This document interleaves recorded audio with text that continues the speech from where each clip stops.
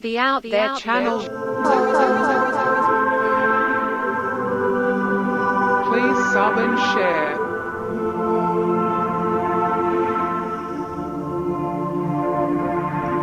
Searching for the truth. UFOs, aliens, greys and ufology.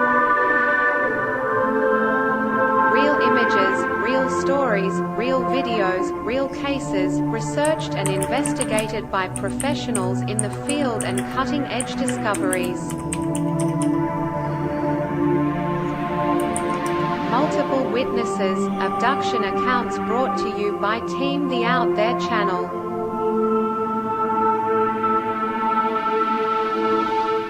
Good to be back.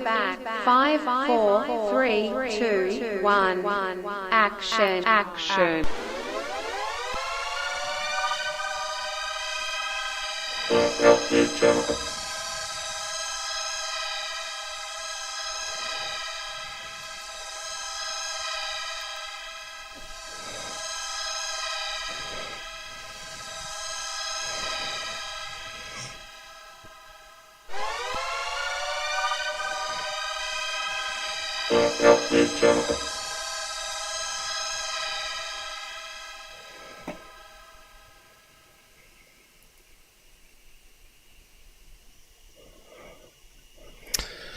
Yo, 15 minutes late. Had a few niggles today. Let's see how it goes.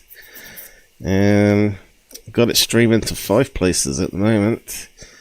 X, which is a different setup to everybody else. Twitter, X. On Pilled, Rumble, Odyssey, Twitch. Yeah, so just Windows Update did a few changes again and started deleting things. The security advanced started deleting things as well. I got some missing icons, so I have to fix that up after the show. Piece of crap.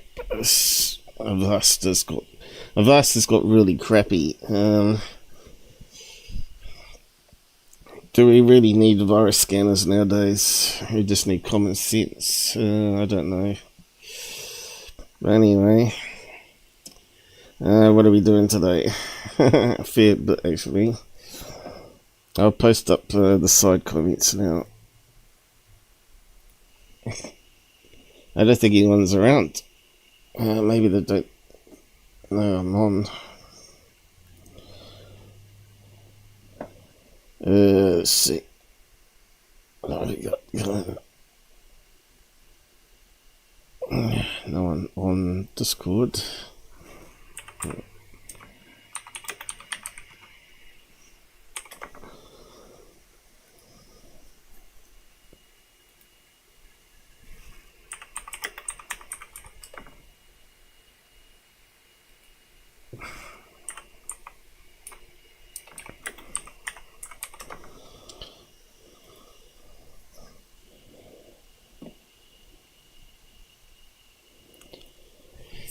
Yeah, so we've got alien signals and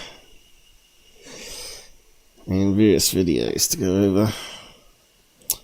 Quite a lot, actually. Never ending in this field. Not anyone's interested, of course. They're only interested in the crap. They're not interested in the real stuff. And they're certainly not interested in technical stuff. As soon as it gets technical, the brains start to ooze out the ears, I found. And that's why ufology is full of suckers.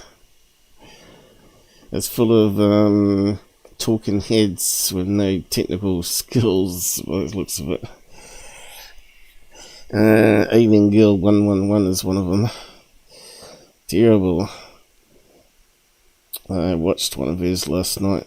As soon as it got too technical, she stopped it. Stopped playing the video. Crazy woman, that one. Anyway. We're we got one person on YouTube at least. Is that working? Yeah. What we got here? IR Sahara. What's this? Thoughts on anti-gravity. I'm not allowed to say that word here, by the way. They won't promote it. Anti-gravity. Yeah, we've covered that in the past. I've covered all my theories on anti-gravity, information provided through dreams, through alien contacts that I've had. So if you go and watch my theories on how gravity works through Tesla research, that's how it works. Nothing to do with the NZs. Anyway, I think we're almost ready to go. On to the topics. Do we wait for more people to show up? I need to pin something on YouTube here.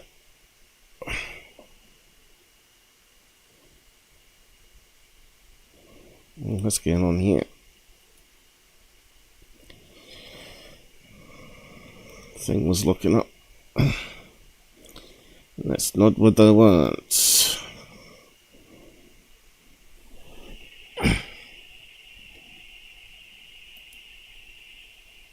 Pin message.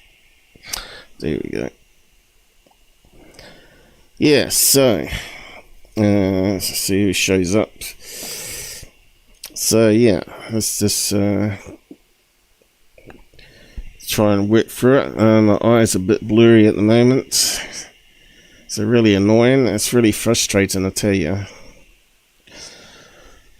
It's only going to get worse unless they operate on it. But turns out all the eye doctors have fled the country for better money. So yeah, we need some more doctors in New Zealand, surgeons and all that, to come here and work. So if you want to get away from your country, apply to be a nurse or a doctor or a surgeon in New Zealand, because they're dying for those people badly. If you want lifestyle versus lots of money, this is the place to be.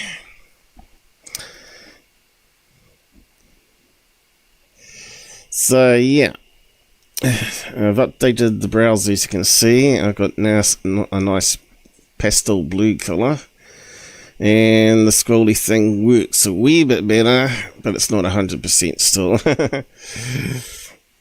So yeah, where do we begin? You can see I've got lots of tabs here, so we'll work through it. So I might just start off with this guy here, the alien signal. So-called Professor Simons, Holland.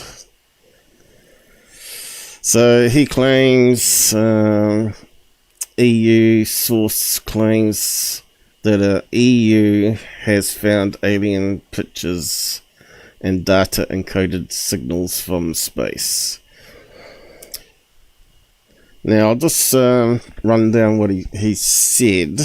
I'll play the clip here and then I'll run down more that he has said rather than watching hours of his stuff. My source tells me they've resolved some signals. He's telling me that they found discernible, unique information encoded in the global ET signal. What is it, says I? Decoding what they have found is a big part of this project. What he was prepared to say is their pictures, their data. What exactly alien ET pictures would look like is really fascinating. I hope what I've told you today is enough to convince you that massive funding is being spent on a mega project, a global EU-run telescope network. Why are they doing it? And when will they reveal what they found? The truth is out there. Now, his information, again, is like David Roosh, or Grush, or whatever you want to call him, second-hand information. So his source information, it's like I could make up a story about all sorts of things too, and just not give you any evidence, right? And build up my channel with all these fantasy stories. But most of my stories come with evidence, or the guests have some form of evidence that the underground base was existing because of this and this and this. So yeah, we want to try being more factual here than fantasy land on this channel. So I had a look into this guy. But anyway, he claims, if you remember in the 1990s, there was SETI Home, where you could download a screensaver and help process massive amount of signal data. So what they did is they stored all the data, and then they could farm it out. And they could go back and re-look at that data. Turns out there's two SETIs. There's one in America and there's one in Europe. Both running separate entities. So the one in the USA found nothing apart from signals that were debunked from echoes from satellites, our own broadcasts. But Europe did this SETI Home one, where they had like technically thousands of computers worldwide back in the 90s, which would have been like DX 66s, maybe Pentium 2s in those days, but certainly early Pentagons, PC computers. But that makes a bit of a difference, you know, it's like parallel processing. So it's before the cloud servers came to light and massive data banks with computers in them, racks of computers and hard drives. So apparently their source claims that they looked at the signals differently to USA, and they're looking for smaller signals within the noise. So they decided that if a source signal from a distant star was coming from the same location, that it would have a Doppler effect. So as the Earth spins, the frequency would change in the signal, but like a car going past or ambulance going past or whatever. Now, I'm a bit skeptical of that because we have geo satellites that signals can bounce off, and that would be in the same place as well. And also, this ham radio satellite up there where they're constantly bouncing off data off the moon. They're using the moon as a bounce source. And also they've got their own little ham radio satellite for GPS and doing their little projects. So yeah, so what you could get is get reflections of the moon from Earth, right? So you get TV broadcasts, or these ham radios broadcasting a test signal of pictures or whatever. Now, there was a guy in Canada that was doing that, wasn't he? Using his special antenna, and claimed that he was getting signals from aliens from the moon. But, yeah, any ham radio could broadcast to the moon, and he could pick up that same signal. So, yeah, it's very doubtful that he's picking up aliens on the moon, but if he picked up a signal from outer space, it might be more interesting. So yeah, this guy kind of looks like Adam Savage, is it, from Mythbusters, with aged makeup on. That's what he looks like. But anyway, let's just move on. So he hasn't provided any evidence. So I found out the video was from here. SETI found ET. So I'll just play the end bit where he's talking about what they did. The more technical bits, which is the more interesting bit. Because this is where the technical bit, if the technical bit doesn't add up, we know they're BSing us. Why can't we hear it? Remember, this is open source. Our data was being processed by Bob and Shirley all over the 2 million user world. The subtle differences of what they were looking for, remember this is open source architecture software, could be used to find an incredibly small signal if one existed. And that's what they found. Italians could parse out of the big data. He's put some music there. Got to be careful. Because so much of it was repeated. The signal of ET. He does. Even in the mouth, he kind of looks like Adam. It's Adam, isn't it? From Mythbusters. The ginger blonde guy, whatever he is. T. And here's what they did and what they found. Brilliant Italian mathematicians worked out that as the distant alien possible ET technology passed Arecibo or Earth, it would be like this, the Doppler effect of a siren passing you. We've all heard that pitch change as the siren approaches and the decrease in pitch as it goes away. That's called the Doppler effect. So rather than looking for, hello, I'm here, ET blasting out a big radio signal, what they did is took the 2 million parse data from SETI. So technically this adds up. So the science there is sound as far as I can understand. Because as you're moving away, that means the signal's got to go further distance, right? So it's going to stretch out the sound, the pitch of the signal they're receiving. So noise will just be noise, and they can filter out the noise from a pitch shift.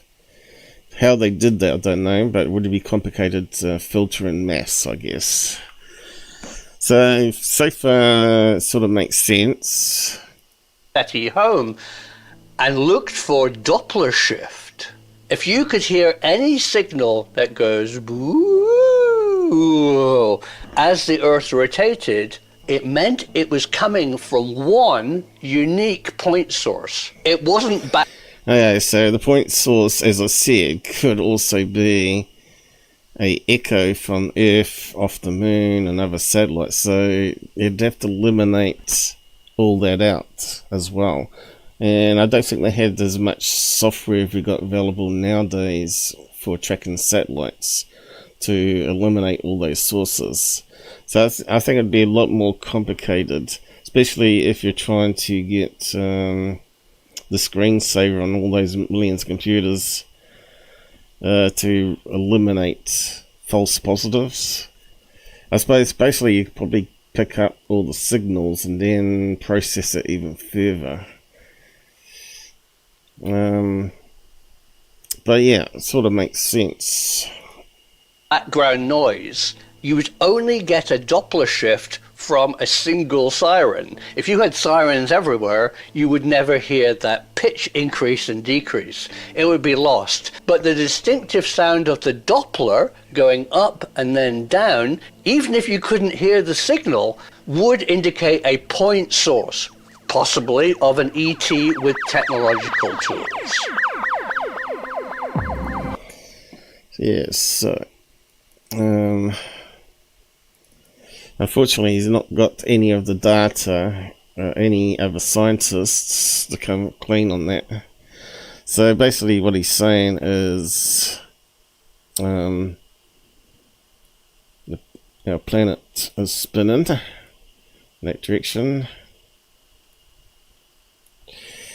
And the source from another solar system is coming as a wave this way to us. Now, the receiver is moving on the Earth and a bunch of antennas. So that means that would have to travel further and change the pitch. And these ones would be received sooner, and it would change the pitch to a higher frequency. So they're heading towards it and away from it. So shorter, normal, and then longer.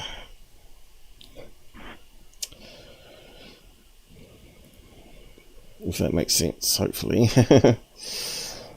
See, he could explain that better, I think, with some pictures, but looks like I'll fill it in for you. So we got, let's see if we can find some information on that.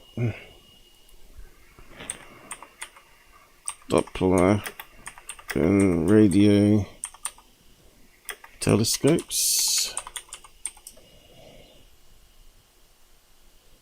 Doppler effect is very important to both optical and radio astronomy. See spectrum objects moving through space towards Earth are shifted towards the blue, shorter wavelengths, while the objects moving through space away from Earth are shifted towards the red, because that's talking about optical.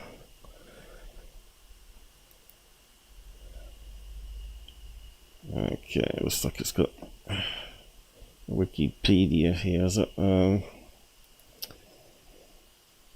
By some drawings.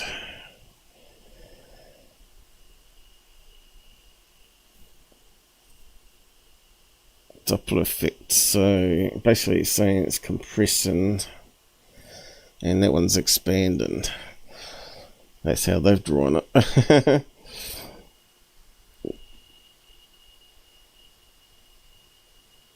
So it's higher frequency, that's normal, that's one's been stretched, so there's only one of them, and that one's got the extra one added in, basically how they've drawn it there with the sine waves. So yeah, it does sort of add up, right?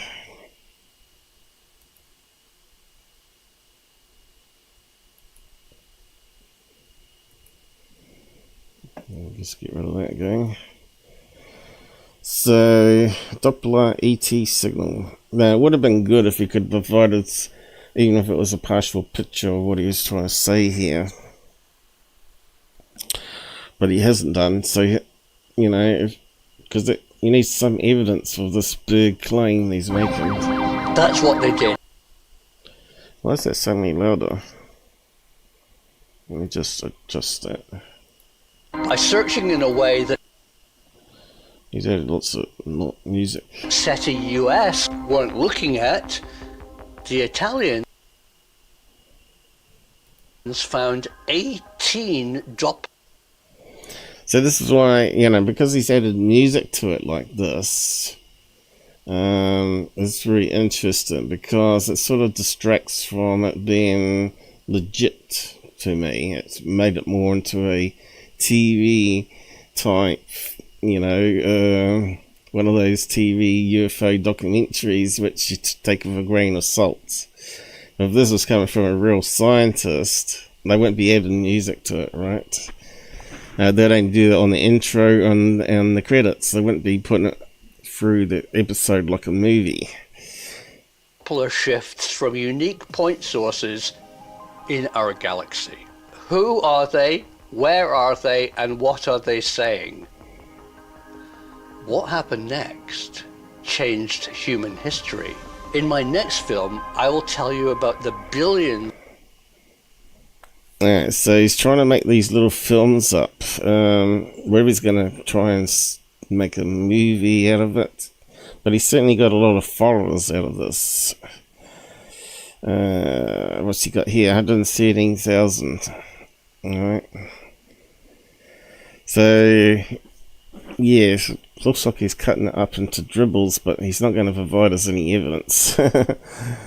So what's interesting here is looking into this guy. If we go to his Twitter, I don't know if I got it here though, but we could look him up. He's on, is that Facebook? No, what's this one? The Hand, whatever it is, the Handbook. So there he is there. Now there's another Professor Simon Holland, or Dr. Simon Holland, which is actually a computer scientist. There's nothing to do with this guy. So I found that out. But he's got listed here, Professor Simon Holland, YouTube creator, info and contact details.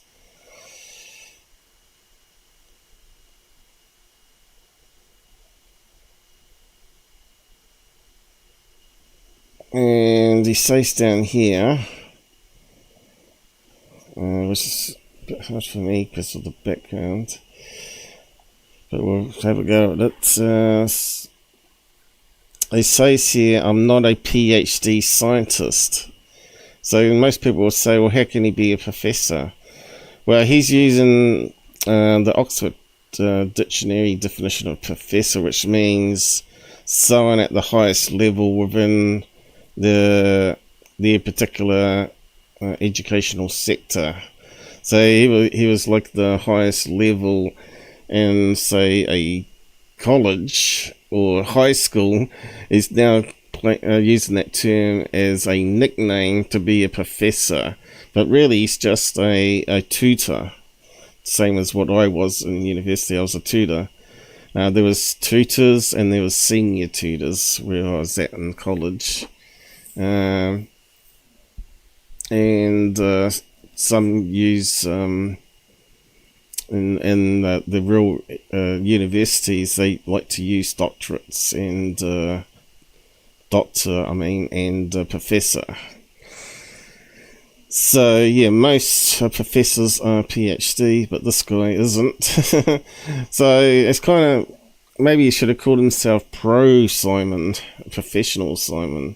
I don't know, Professor seems a bit on the nose to me, but anyway, there you go. But yeah, I was just trying to find his Twitter link. He hasn't got it on here, has he? So let's see if we can find him.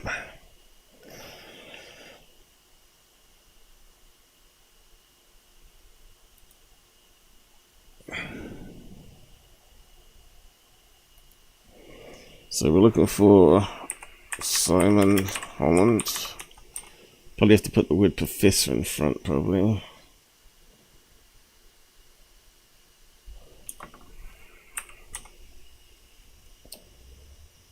Let's see. There we go, professor. You notice he stuck it in quotes because he's not really a professor. I think that's him. Yeah, that's him. So he's got his various videos here. But read what the title says up here.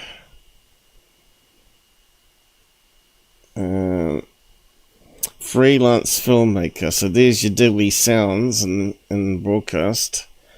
Broadcast film editor, BAFTA, RTS, award winner, YouTube creator as Prof Simon.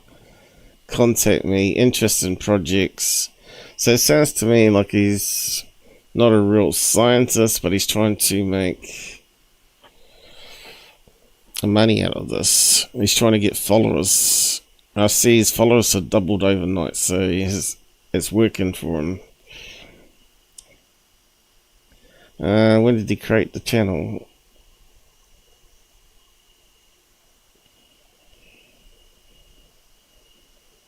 (2013), right? And he lives in southwest France.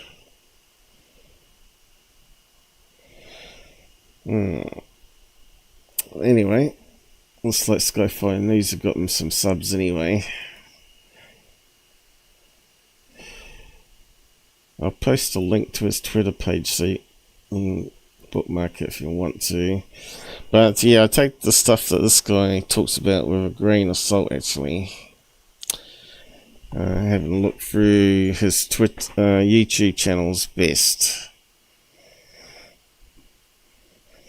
Now, he was claiming that the Tic Tacs were formed from a military weapon, or whatever, through two laser beams that formed a plasma thing. This sounds very similar to the claims of some guy that was working on the LIGO, claimed that that's what they were testing at Area 51, was a laser plasma system where it can fool radar or whatever.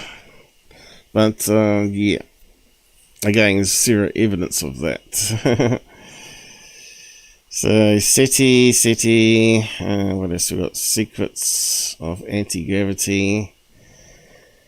So, you know, he's got all the topics running here that's going to attract people. You know, I've done similar topics myself, right? Weaponization of UFOs. Damn, my eye is really bad. It's going to be a struggle today. But anyway, we'll see how we go. I'll post it around anyway.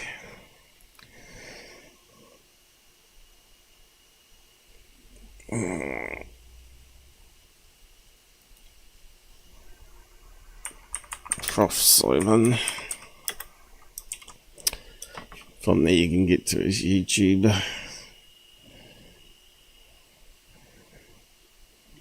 There we go.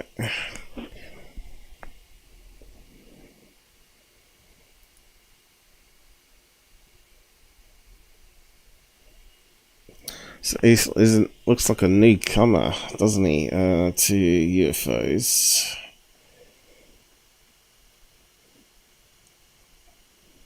He's talking about the EMP weapon. I suppose these are all current posts. Jan. Monster. Time travel.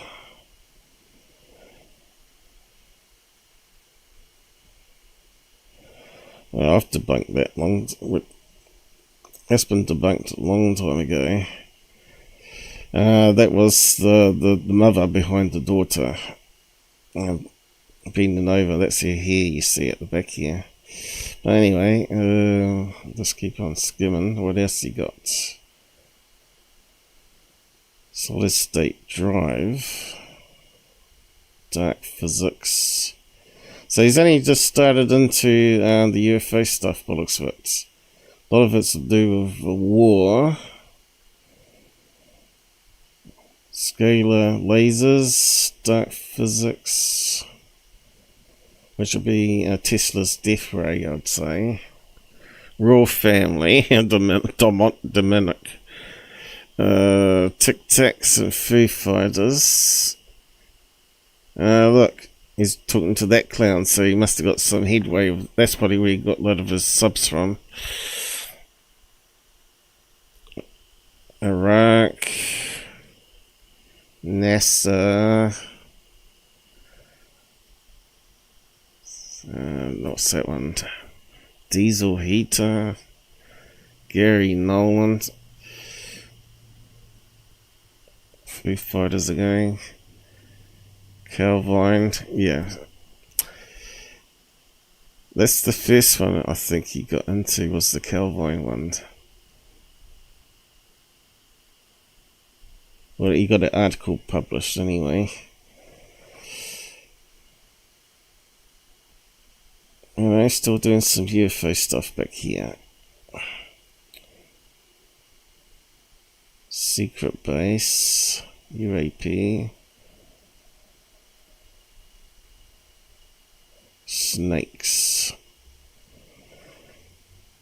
Oh yeah, he's covering all the all the fantasy topics that's going to hook people line and sinker, right? See, I could do something like this and have everybody suck in, but actually debunk it. The question is, does he debunk everything here? He's got these sensational titles. And he probably provides zero evidence. Anyway, moving on from him on that.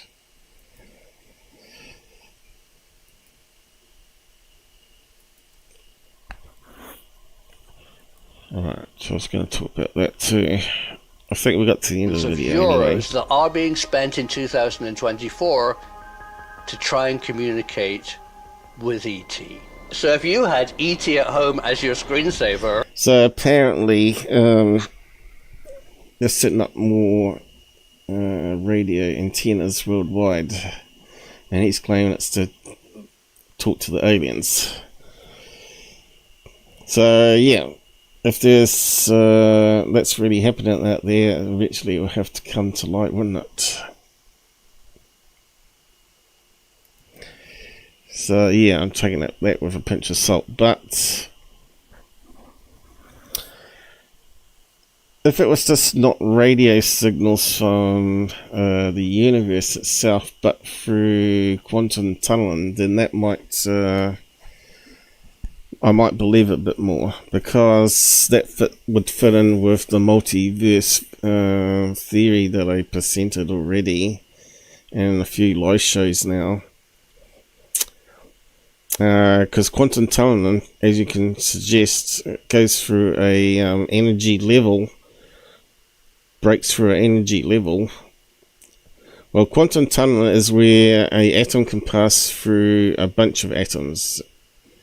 That's technically what it was looking at. They're looking at like trying to pass medicine through the skin, where it's the molecule's too big to go through the skin.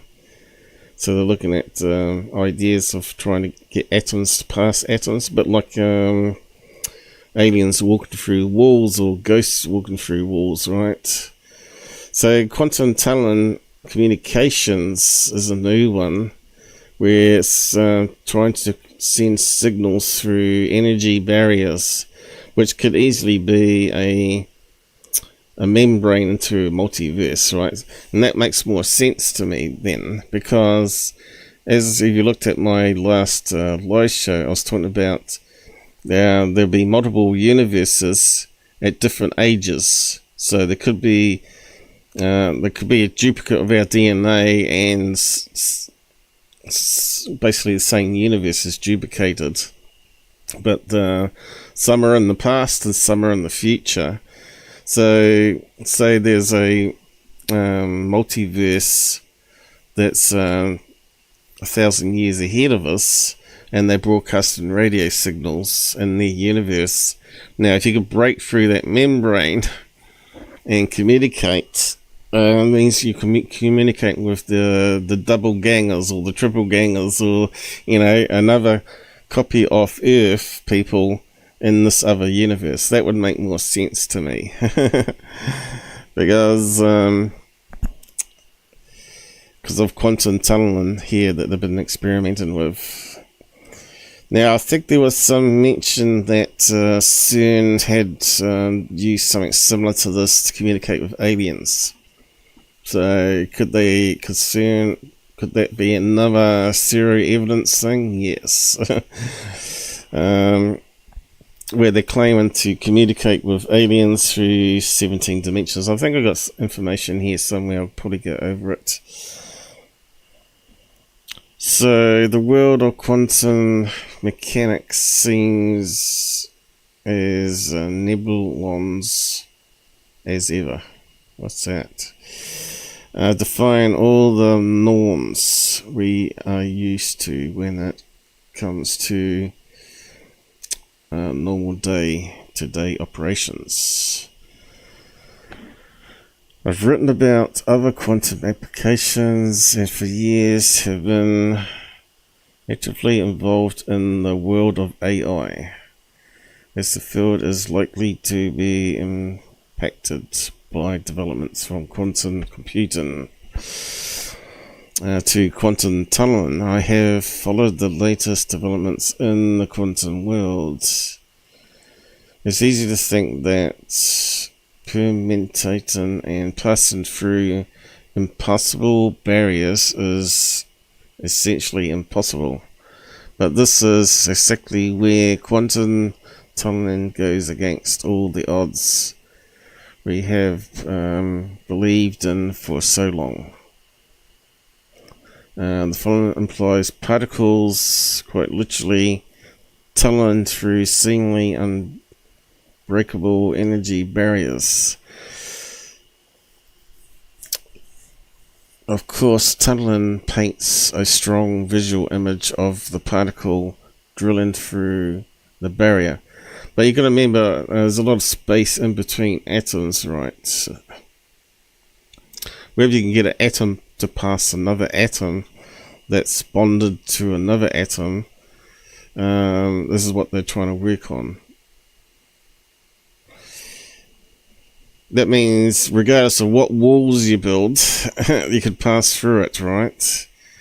So the border wall at America would be made redundant if that technology came available. You just put on a suit and somehow it makes you able to walk through a bunch of atoms. Sounds sci-fi, but you never know. It might eventually come afoot, come afield.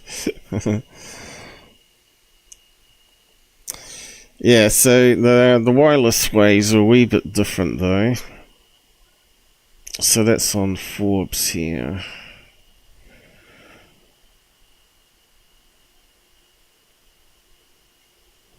Wireless communication, eh? So they might be able to do it at electromagnetic wavelengths, I guess, rather than atoms itself. That's what they're saying there, though. Let's just post a link to it.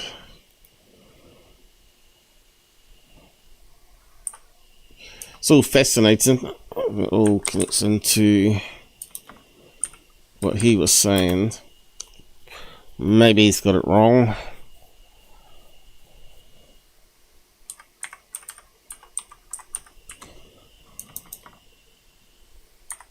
But if they ever figure out quantum tunneling, it sort of validates people claiming that have been lifted up by aliens through the roof of the house, right? So if we can do it, there's something strange going on here. Is that working? Oh yeah. Oh, that's kind of a long one, but it looks like it worked. So who's out there? We've got 2 on YouTube. It's a bit disappointing, really, isn't it? Let's see. I've got to check some of these out here. So we've got Twitter going.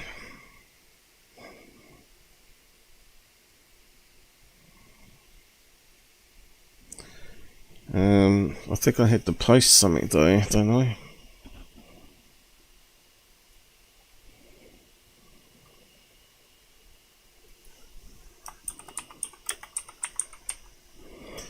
I'll just try that.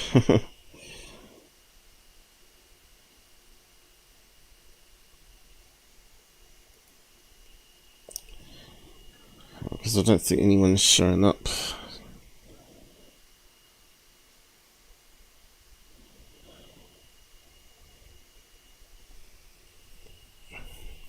And what have we got? That's plain too. Don't that, I mean. Anyone on Pilled out here?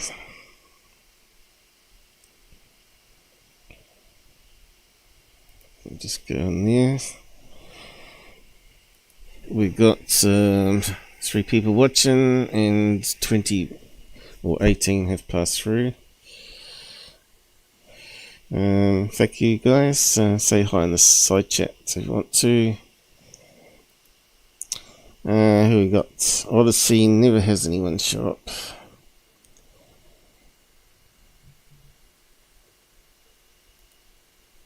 But we'll have a look. Alright, we got one. Whether that's me, I don't know. But yeah, do say hi in Odyssey there. And Twitch. We got one up there. Whether that's me, I don't know as well. Yeah, I'm not sure what Twitch is up to, but doesn't seem to do much in the form of visitors. I'll just reload it just in case. No one there. Okay. So it looks like it's mostly YouTube and Pilt. And Rumble, maybe. Let's have a look at Rumble. We got 5 on Rumble. Welcome, guys, and if you want to hit a like on the show, would help, and also share it about on your socials to get more people to come, would be great. Okay, back to the show. So, quantum tunneling is something new that we've got to keep an eye on for wireless communication. Now, this Professor Simons claimed that he solved the UK's biggest X-file mystery in Scotland, and that's the Calvine one. Now, it could possibly be correct here, but there's zero evidence of what his claim is again. So I did a bit of research on him.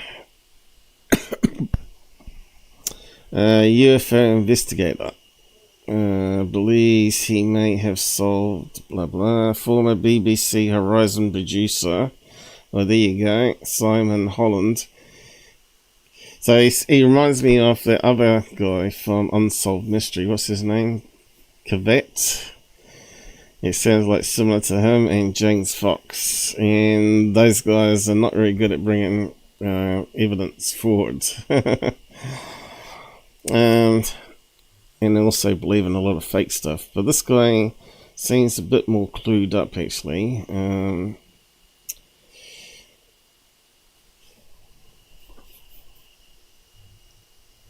On the technical side of things, anyway. But I'm not sure what he used to teach in his schools, because the information he hasn't said. Anyway, revealed new clues on the famous Calvine incident in 1990. His own investigation suggests the defence firm British Aerospace were developing a classified radar-busting defense system which may have involved a secret diamond-shaped aircraft escorted by privately owned Harrier jets. Now,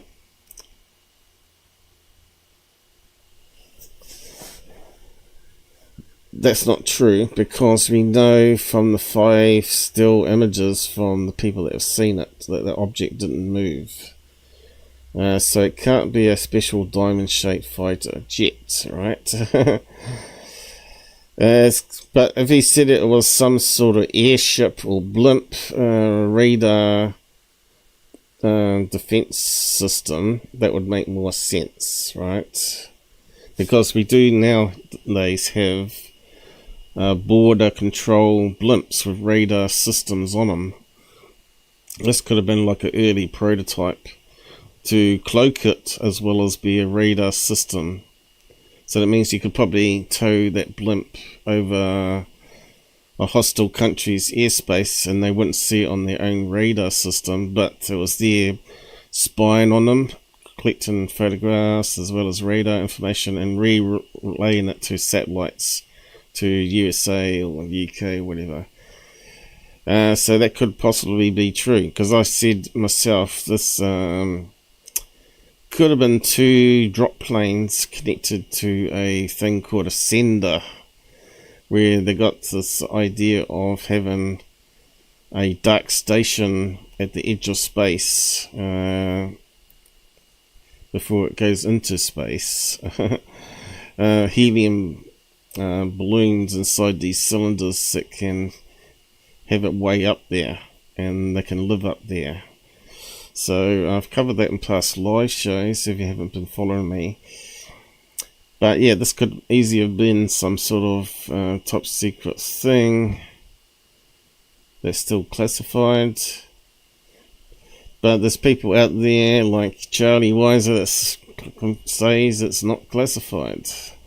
And I say that's nonsense because they haven't released the photographs. So maybe they've classified it in a different way using the Privacy Act. So it's less suspicious. I don't know, but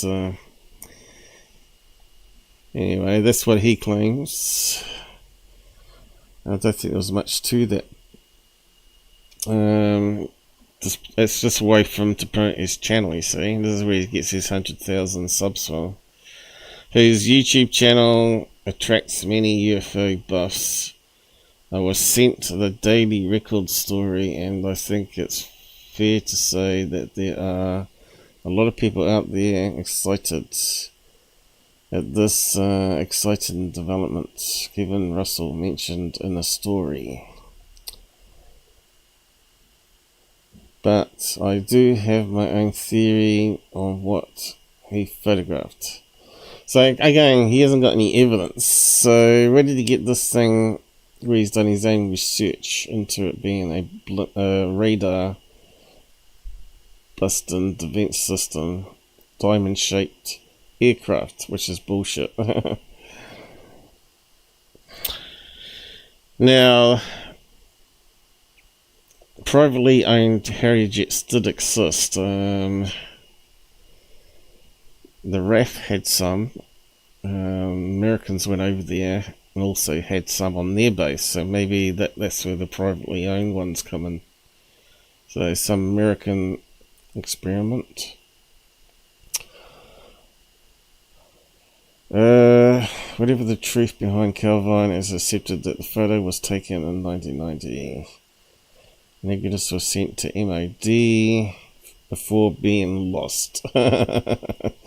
Yeah. We told, wouldn't you at least make copies of something that important, though? How could you lose negatives? Sounds very suspicious. So this is how Charlie Weiser could be correct. It could be not classified now, and they're just claiming to have lost things. And the privacy thing protects the people that names of the people that took the photographs. Okay, that sort of makes more sense now. Oh, we'll just make it a Privacy Act thing and not classify it, and we'll just say we've lost all the other information. Yeah, that makes perfect sense. People will accept that.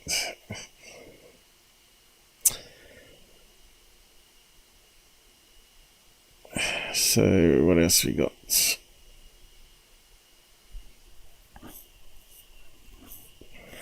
I don't want to read it all out. David Clark, yeah. Some UFO experts believe the object is a secret US reconnaissance aircraft named Aurora. No. Why would it be flying sideways, though? So anyway, that's the daily record. I'll post a link to it. You want to read it all. Don't want to spend too long on that.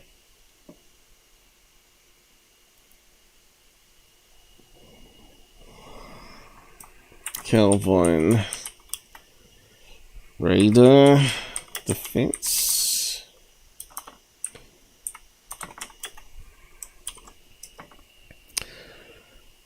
Well, it's something new anyway, isn't it? That we didn't hear before.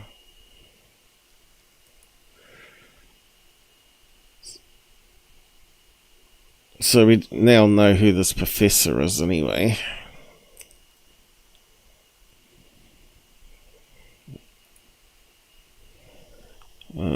Simon. Don't need that in here. So that's all about the radio signal. That's all we got on it.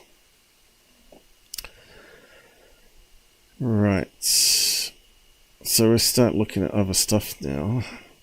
Maybe do some debunks. And we got GUFON putting up some videos here. I'm not sure if it was on third phase or not. But he had no clue what he was looking at, so we'll go through that with my solutions.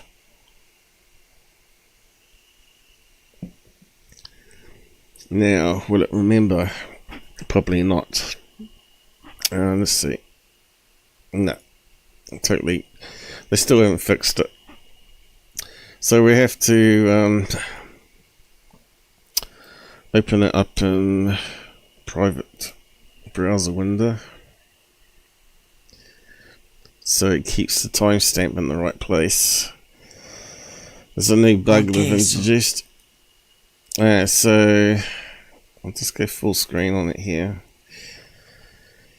So this is a video of 2 UFOs at a football stadium. What is it? La von más matar de Ansolida. There's a football stadium. It's 3rd and 13. It looks like they're gonna... Oh. It's cloudy day. We see a couple of loons in the sky. Kind of looks like butterflies, but they're not. Can we go back to the football game, essay? I want to know. Never mind. So here's some close-up of the 2 objects. In Quito, Ecuador. It looks like a spinning top, right? This guy's talking garbage. Now, as soon as I saw that, I knew exactly what it was because we've found it in the past. And if I go back here, don't need that one there. Here it is. It's a kite with rainbow colours. Ooh! Anyway, it's called a amazing flip kite.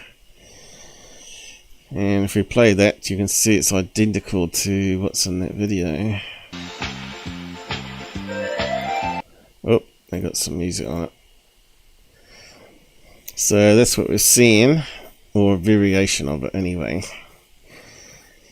And once it rotates around, you'll see the circular. There you go, there you go. It's looking more like in the video now. A flip rotor kite. Obviously, they can be any size. That's a tiny one.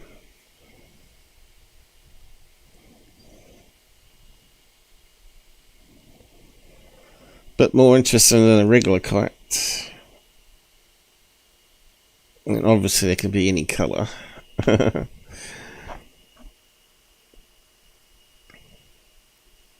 it got any more? Anyway, there's the solution. But there's a lot of these kites out there that you're probably going to see eventually. And we've played them before. So we'll just play it again. And that'll have music. So there's a lot of kite designs out there where it looks 3-dimensional.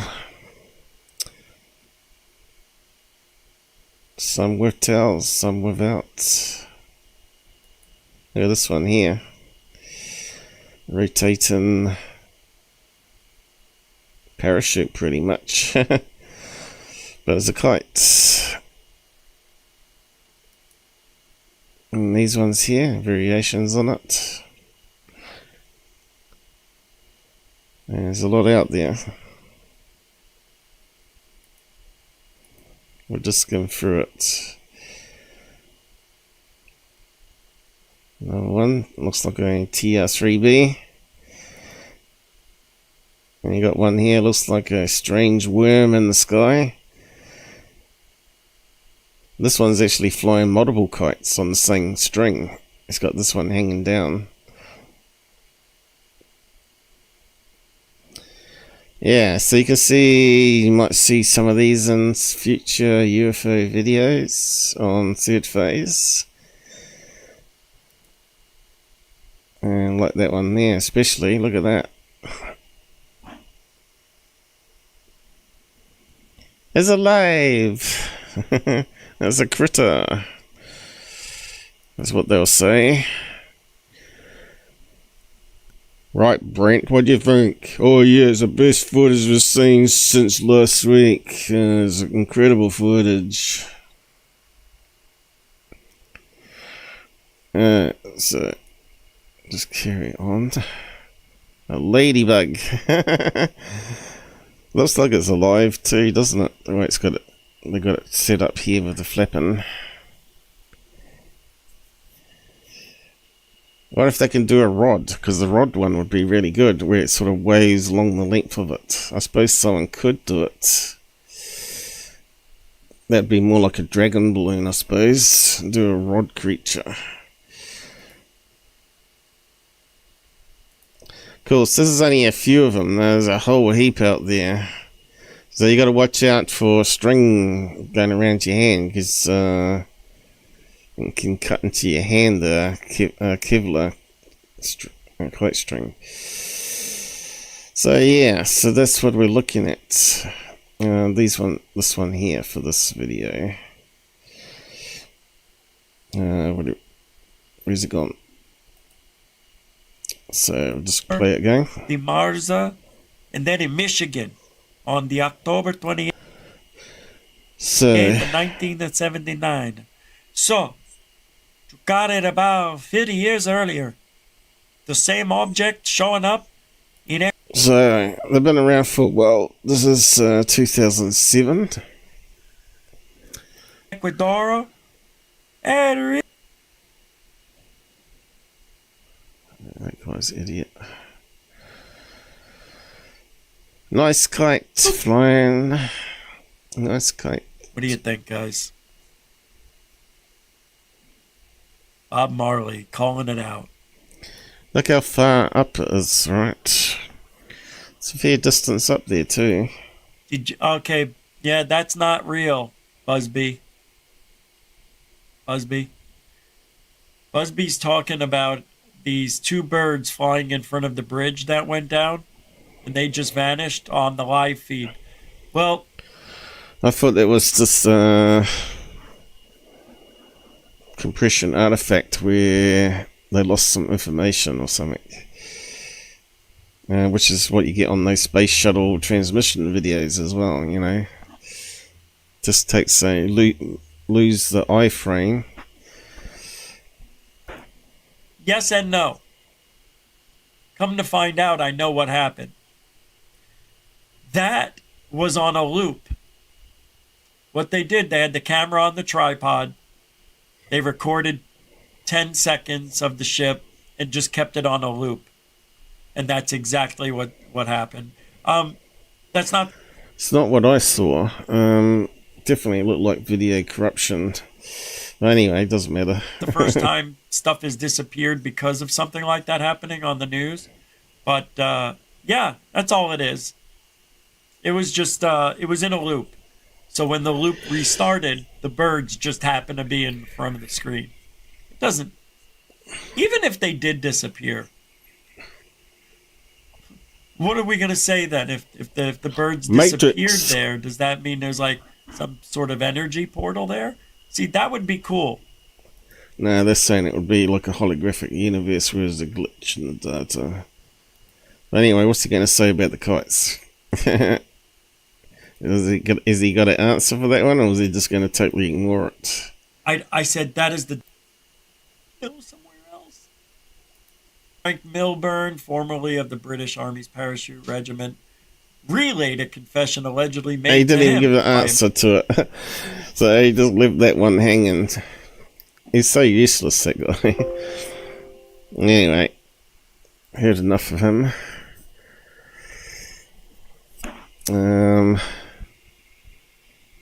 I won't share that though. Let's have a look at the next one. So I was going to look at these ancient star maps, but I might leave that more to the end. And go over those ones. I might even have to read it out with the reader, because my eyes are not that great today. What else we got? Alright, we're talking about the dimensions before. Apparently there's some mention about Cern, but I did a search and I couldn't find. It's my Zoom thing not working properly. I've updated the video driver, so maybe it's giving me a bit of problems today. What are the dimensions in the Gurren Lagann? How do they work, and why are there so many universes? Let's see. So it's talking about enemy. Various dimensions and universes that exist alongside each other. These dimensions are referred to as parallel worlds. So this is in a cartoon or something, isn't it? They're talking about here. This is about the only thing I found on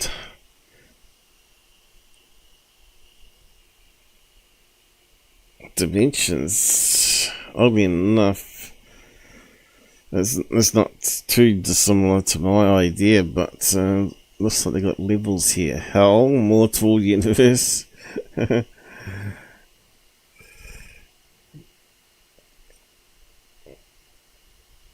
Yeah, I tried to find stuff on Cern, but I think it's just another story doing the rounds.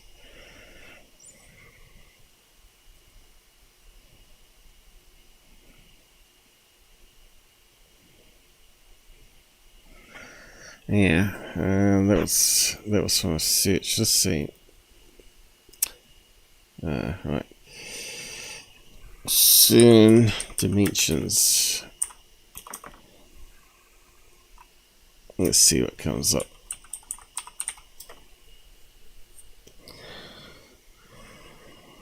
Let's see. String theory, yeah, there we go. That's 6 more dimensions exist, so that makes it up to 17, right? I knew it would be string theory, and none of that can be proven.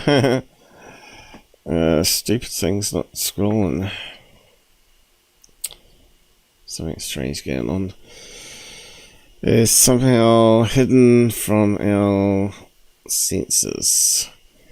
They could all be around us, but curled up and to be so tiny that we never realize their existence. Sounds like bollocks to me. So when was that published? My eyes are just terrible. Okay. Secret dimensions.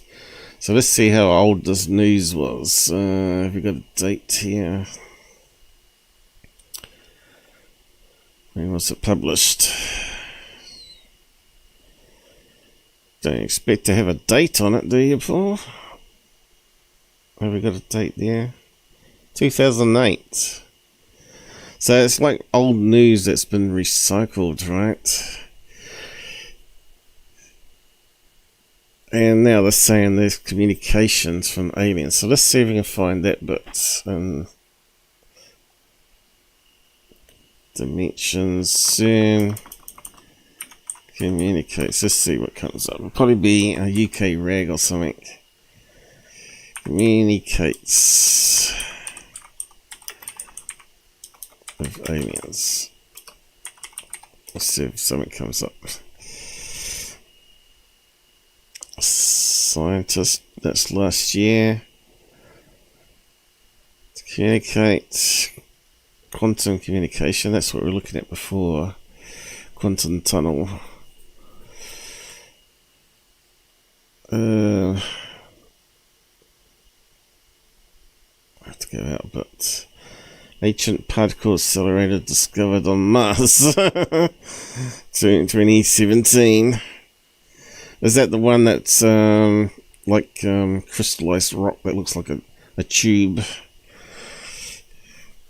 Fact check: scientists at Cern are not opening a portal. 2022, claimed by social media users. Confirm existence of the Force. Well, the Star Wars one. Disrupting search for God particle. 2011. Well, they found it now, haven't they?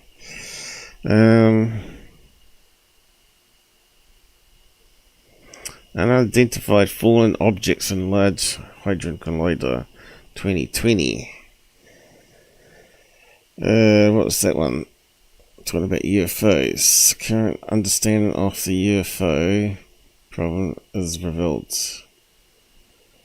The dynamics of charged dust particles. Is it? Dust particles interacting with the LHC. Okay, there you go. So that's what the UFOs are. Dust. Neutrino communication. Intergalactic transit. 22. Extraterrestrial intelligence. Using neutrinos. So that makes more sense to me than using electromagnetic waves, right? You want something that can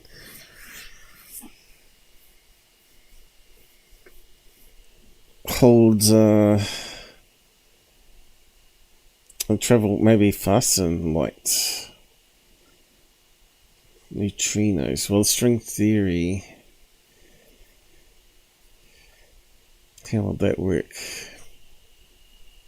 A beam of neutrinos coming towards us with information.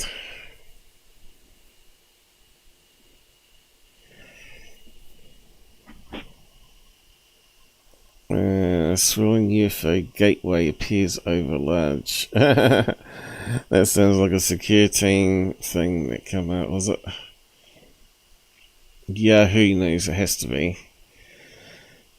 UFOs drops in search for God particle. I bet that's that fake one that security team did.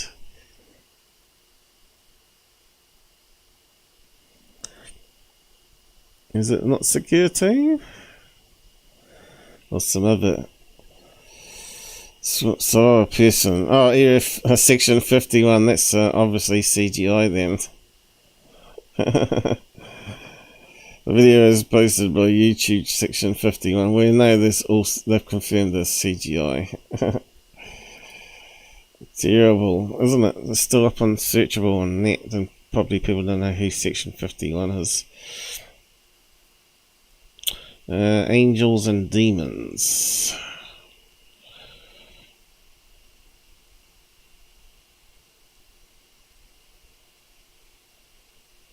After a being dumped by a UFO. What's this? I'm going now, boss. Okay. Taking the dog. Okay. Being interrupted here, I'm afraid. What we actually know about aliens, according to science. Science claims they have opened up a portal, because that's been debunked 1 year ago.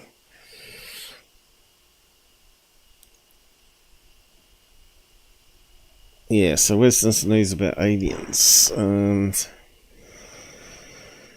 let's narrow the search down a bit to this year, past month, I say.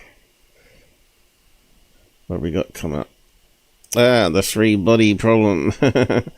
Maybe that's what it's all coming down to. What if hostile aliens find?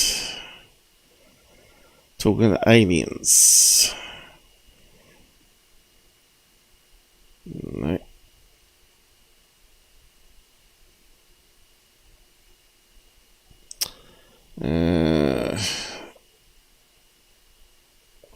If aliens with warp speed exist. What have we got here? SETI.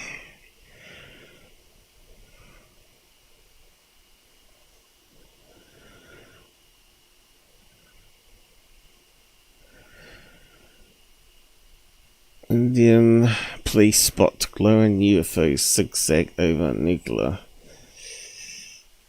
3 days ago. Is that the one that we're going to look at sometime?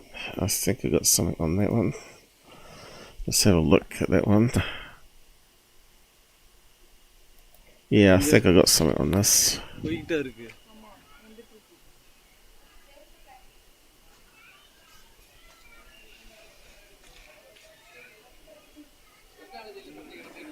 not a good video, is it?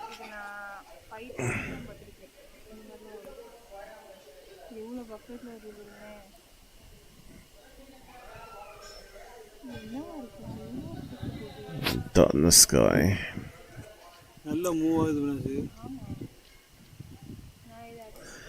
Again, could be a LED kite and all that sort of stuff. Yeah, Daily Mail can't take too seriously. Yeah, I can't find anything on these aliens, but it's on Twitter at least, I think.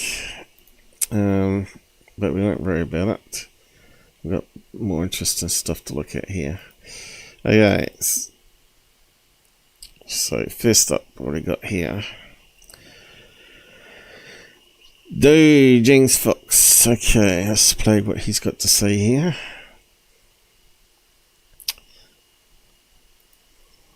Share some interesting aspect with your audience, and that is, if you ever see a UFO photograph with crystal clear defined edges, it's probably a fake. They don't know why. That's wrong. As we know, there's digital compression artifacts that always makes a fuzzy edge around objects, especially if they're moving. In digital photographs, film, on the older film, regular film, you still have motion blur unless it's perfectly hovering. So if it's perfectly hovering, it's not going to corrupt the image on a film. And a digital camera is still going to have a fuzzy edge, unfortunately, because of the compression. So yeah. You could probably take the highest quality photo image, because photo is normally higher than what you can get with the video mode. A photo is normally 4 times better, and that would reduce the fuzzy edges. And but yeah, these ones here that he's got here, but there's something to do with the. We have already debunked. That was a upside down graduation cap balloon floating past the aircraft. Propulsion, they're guessing. Right. That causes the edges to blur ever so slightly. Like if you look at a legitimate bona fide. So this is meant to be a cameraman, film producer.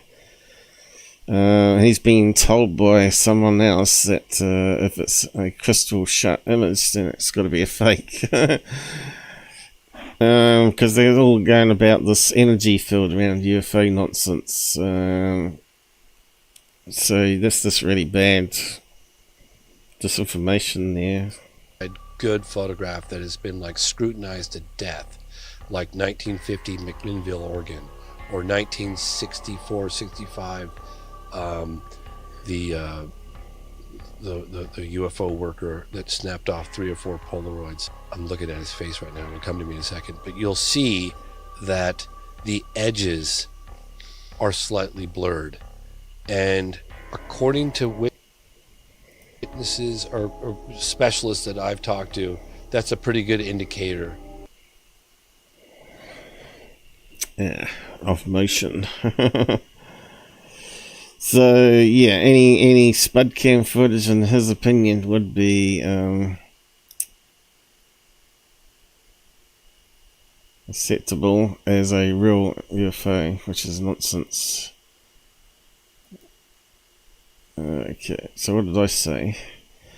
No, James Fox, you are clueless. If a photo is clear, it's because it was hovering and not moving. Since no motion blur in digital cameras, the fuzzy edges are caused by compression artifacts. And motion also. A filmmaker should know these basics. So, moving on.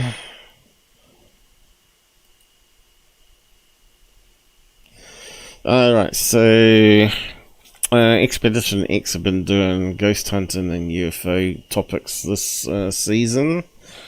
And they went to Japan to do UFOs over nuclear power plant. And they captured some of these things on their special pod UFO camera. And I'll just have bring up the images for you that I snapped off a couple from the show. Best to watch it though. I believe these are just because they haven't got a stereo camera set up to eliminate one lens. If it shows up in two lenses, that means you can eliminate it being a bug on the lens or near the lens. I think this looks very much like a bug. It's got the triangle shape, you know, but like a little tiny fly. And these things were being picked up at random spots, like they were jumping around, which you get with insects, especially if they reflect back less of the infrared to the camera. It disappears in flight, or it simply lands on the lens and jumps off, right? And then the camera sensor doesn't see it. So these other ones are obviously stars. So that's one of the images they got. Another one here. Again, another weird shape here. It looks like a fly going this direction.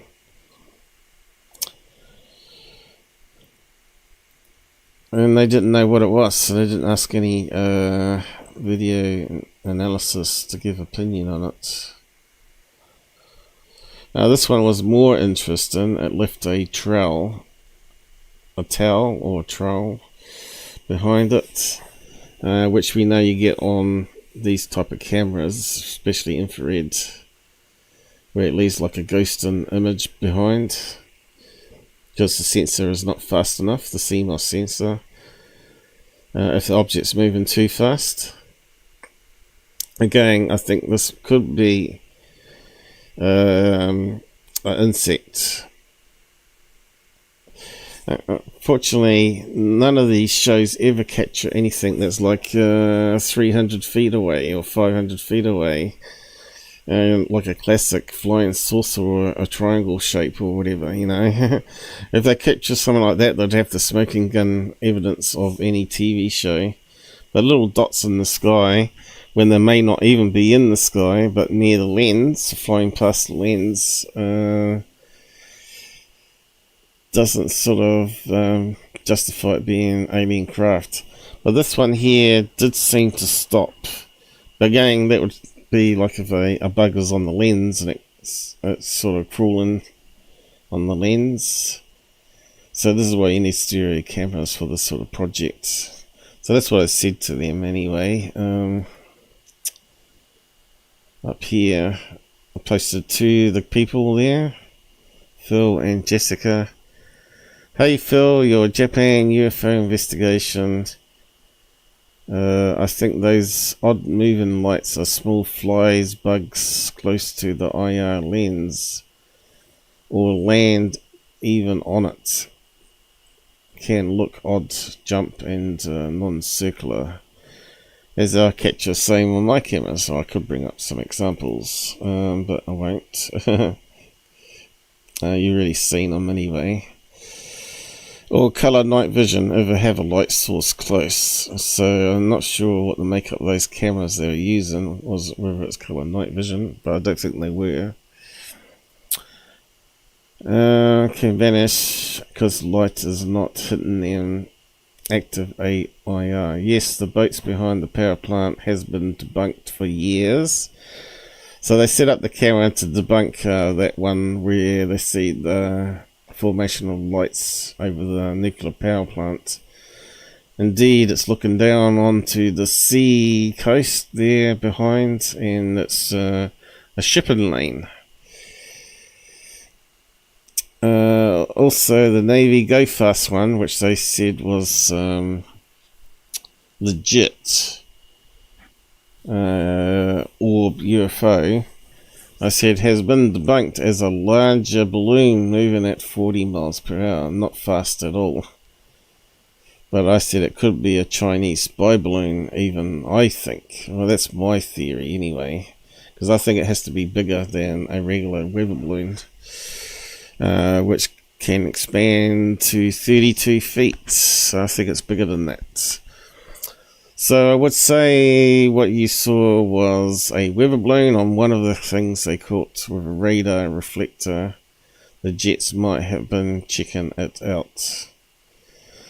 Anyway, I think they sort of misled people a wee bit on the episode. Was it season 4, episode 8?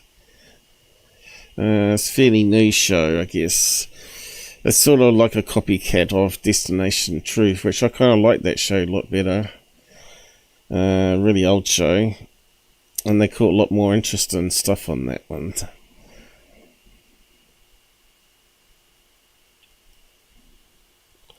On to the next UFO video.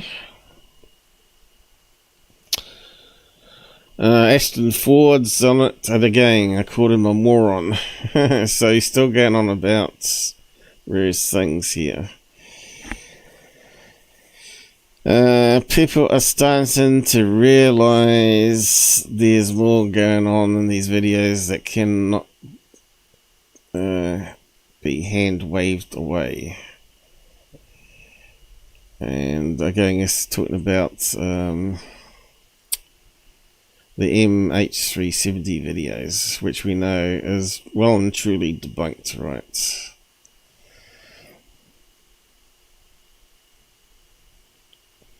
That guy's getting into all sorts of junk stuff now, though.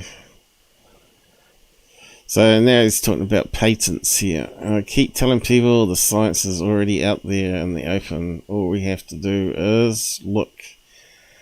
I will be posting more patents and scientific papers in the next few days. I'm not sure who he's trying to be, you know. So he's trying to claim this patent is real and actually works. Teleportation system patent. Now, a patent doesn't mean it works, right? It's not a step-by-step diagram how to build one. Someone could come up with this idea of invisibility cloak and put up a patent for it. But the patents don't prove the science actually works. But it defends the idea, you know, the intellectual property of invisibility cloak, as long as it's got some key things, like the invisibility cloak must have LEDs on it, or it must have small mini cameras on it to transmit it to the LEDs. So, you know, that's how they sort of approve patents, right, based on various factors. And protects the intellectual property. Doesn't mean it actually works. So, a full body transportation system consistent of generating a pulsed gravitational wave. Now, we've talked about gravitational waves before with the LIGO, and they're very hard to detect. And that kind of makes me believe, because they're looking at the vibration of a neutrino atom level in a laser, that it could even be a false positive. And gravitational waves don't actually exist. So we've gone over that before. But, yeah. So he's saying there's a lot of patents out there, and now he's promoting all this garbage, right? And I said to that, garbage patents aren't step-by-step how-to, and many not vetted science. So, yeah. Anyway, do we get stats on that? I think we do, don't we? So we had 27 views of it. No one liked what I had to say about it. Because everybody wants to live in fantasy worlds. Oh yeah, the government got teleportation. They've been teleporting to Mars because Eisenhower said so. What's her name? That crazy girl. And yeah, Louis Hughes is even laughing at him. Is it? There he is.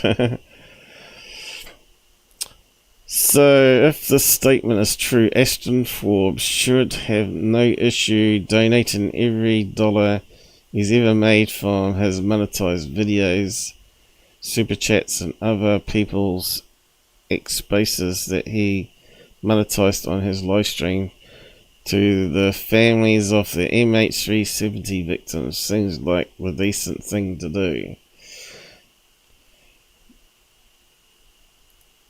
Let's have a look. Video letter to Joe Rogan. If he's out there or his people watch this, I hope that they do.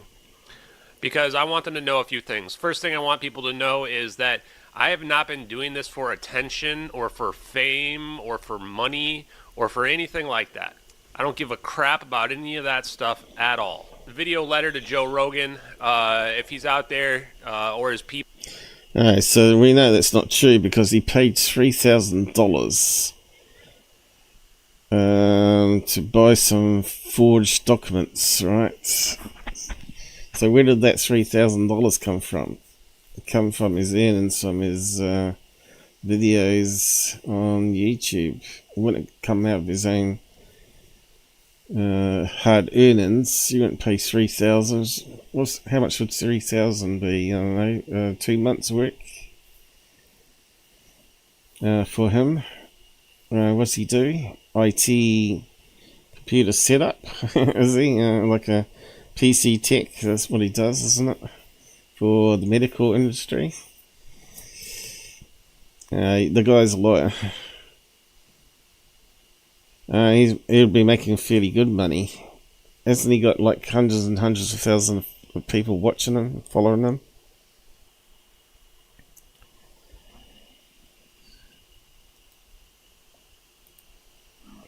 Just check up in the comments. I don't know if anyone's around though. We got one left on YouTube.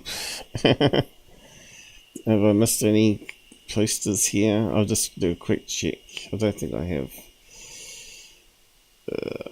What's going on here? I didn't press anything. What's that coming up? Okay. I don't think I missed anything, have I? But I'll just go through. Can't see anyone posting. Apart from Eye of Sahara, but I don't think he's around anymore. So, most people don't last here.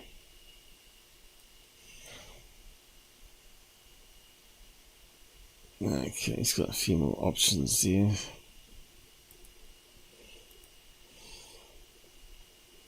No one's talking. Yes, I keep telling people, if you want me to keep doing these shows, you got to support me. You got to show up at least. I know it's Easter Day, but you'd think people would have more free time on the computer. Anyway, just carrying on. On to the next thing. Oh yeah. So I think this guy's got me muted. Another one, John. I think he reckons he'll never purchase a Dell computer, but my father's got a Dell computer, and they do sort of last forever. They're pretty solidly made, and they got a lot of extra circuitry in it to detect the slightest hardware problems in them. That's where you can run into problems, like it was a faulty capacitor on a video card, which was what my dad's one had. it won't actually power up the motherboard. It detects it. It detects the sudden drop through the short on the video card, and it won't power it up, as it would cause more damage. So, but there's a watch battery they have on these motherboards, and once the voltage gets too low, it can cause it not to boot up as well. So the most common thing is to replace the watch battery on the motherboard first, which powers up the BIOS. So when it switches over from mains power to battery, if the battery's too old, it won't preserve the settings, and it won't boot up properly. So he said he would never buy again. I'm still down with my main system after a week of downtime. So he's in no way a technical person. He's not a computer scientist like me. My dad's computer was down pretty much only 12 hours and it was back up and running again. Well, probably not even that long. I figured it out 4 hours on the same night and left a note saying it's a bad video card, and he went out that day and got a second-hand one that does a 1080p, nothing fancy. It was a replacement card, just dropped it in onto the motherboard and up it come again. But it took me a wee while to figure out the Dell system, how all the little lights on it and the blinking lights, and if they switched off, what they all meant. And if you have to hold down the power button to reset it, but like you do with smartphone and tablets and all that sort of stuff, and then it sort of reboots up again, and if it then switches off again, you know, there's those shorts. But anyway, it took me a wee while to figure out the Dell, because I never had to repair one before. But yeah, this guy obviously didn't even bother doing any Googling to see if he could troubleshoot it himself, like I did. Hours of additional work to restore the OS after numerous on-site dispatches. I was told to update the BIOS by Dell, which bricked my system again. Now, once it gets what he's calling bricked there, it might be just again the watch battery. Alright, just replace the watch battery for the BIOS. So yeah, I wouldn't even trust some of the support lines on these companies now. Always goes to India or Philippines or somewhere like that, and they just go through a troubleshooting knowledge base and don't actually fix any of themselves. You know, there's nothing better than opening up the box and pulling out things and understanding how it all works for that particular model. I don't think they get that kind of training. So I told him here, it's obviously visible on his channel, but he didn't bother replying to it. I fixed my dad's one last week. It was a bad, actually it was couple of weeks ago, wasn't it? Was a bad video card with the backlight say. I said, oh, what does the backlight say? Hold in the power button for 30 seconds while connecting power cord. Most of the time, just change watch battery on the motherboard fixes BIOS issues. But a bad flash while low battery can be bad. So I'm not sure if he actually flashed it and it didn't finish the flash properly. That means you would have to replace the chip on the motherboard, or the motherboard, if you screw it up with a power cut. So I don't know. He probably spent a lot of money, hundreds of dollars, for someone to fix it for him. So I replied back to it here saying a $1 battery, CR2032 watch battery for BIOS fixes most Dell issues. First thing to try. You can change it, it's not hard. So basically you can open up a side panel, see it on the motherboard, and you can just get a screwdriver and pop out the battery. Here's a little spring load thing, and then you just get another one from the packet and just push it in with your fingers. But anyway, post is from account You muted. Well, that'll be one of the haters, is it? Who is it? I don't know. The Dell robot. I muted that because I didn't want to hear from them. Okay. So yeah, if anyone's got a Dell computer out there, first thing to try, if it doesn't boot up when it used to work, is change the watch battery on the motherboard. It could save you thousands of dollars. So this is an interesting thing that I saw on X here, or Twitter. A nano robot assists sperm to reach and fertilize an egg. I don't know if it's true or not, but we'll play the video. I have my doubts if this is actually electron microscope, but we'll have a look. Kind of looks like annoying music on it. Has it got muted now? Get rid of that. Okay, that might be a real one, but I don't know. That kind of looks real, but still could be faked. So it looks like they might have these nano things that are self-powering, probably from the interaction of the ions and the atoms. It makes it spin randomly around until it goes over the top of a sperm and pushes it along by the looks of it.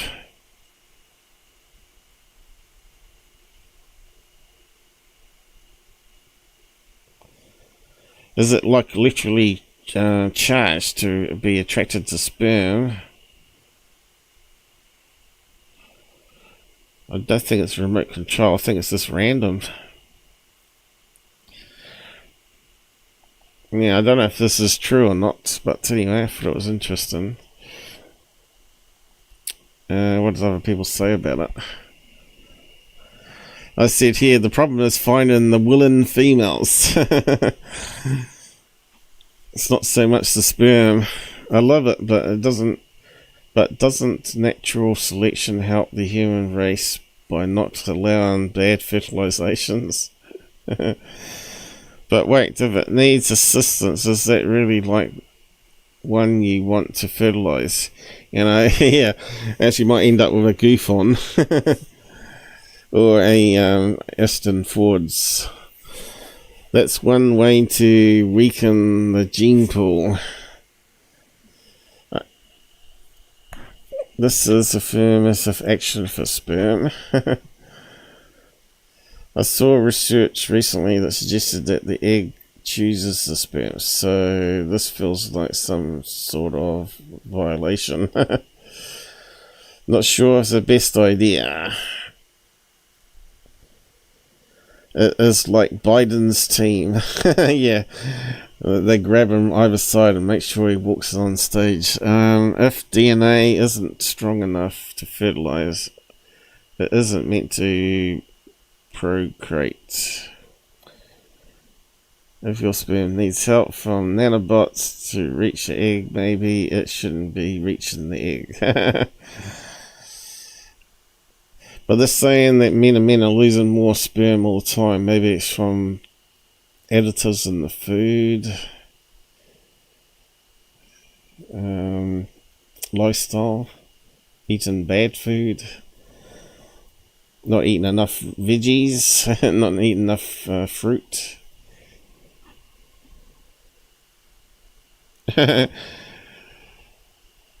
Nanobot man stuck in it.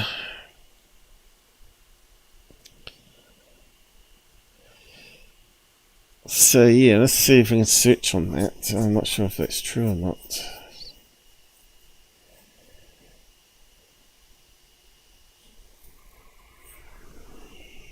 My eyes are pretty bad today. Not sure how long I keep going. We're doing 2 hours already though, but we'll keep on trying. NanoBots help sperm. I think this might be for where they're doing fertilization treatments in lab.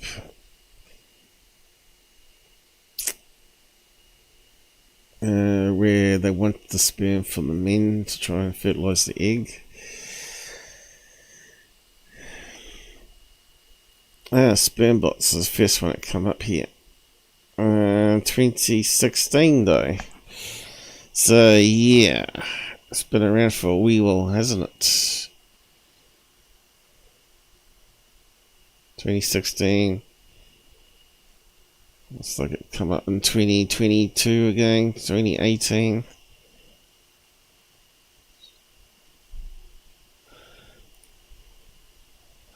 The so-called sperm bots basically consist of a tiny micro motor, a spiraled piece of metal that wraps around the tail of a sperm and serves as an onboard power supply. This helps the sperm swim swiftly to the egg.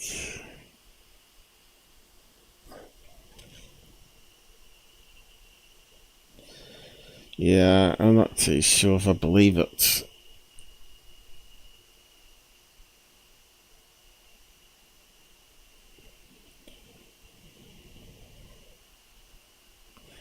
Does that look like a motor to you? I'd like to know how it works, because it sounds a bit suspect. This work is just the latest development in the growing field of nanotechnology in the US. Nanotechnology Institute reports that the federal government has invested more than $22 billion since 2001. Yeah, I can see how they'd want to use it for weaponizing rather than helping people, though.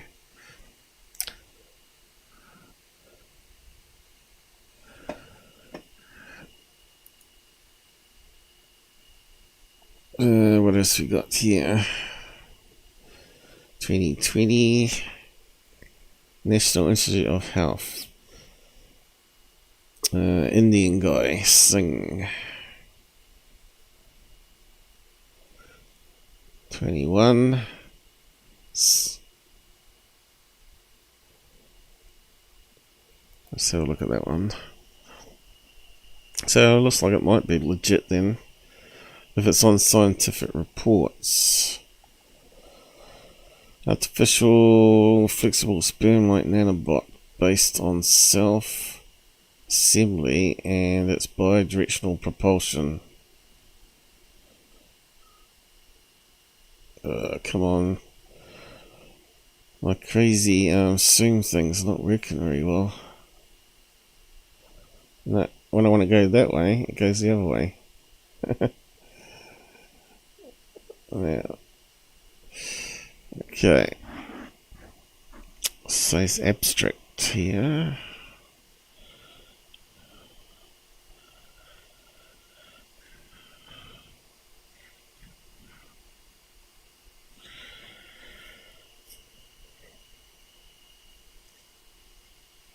What's it got here?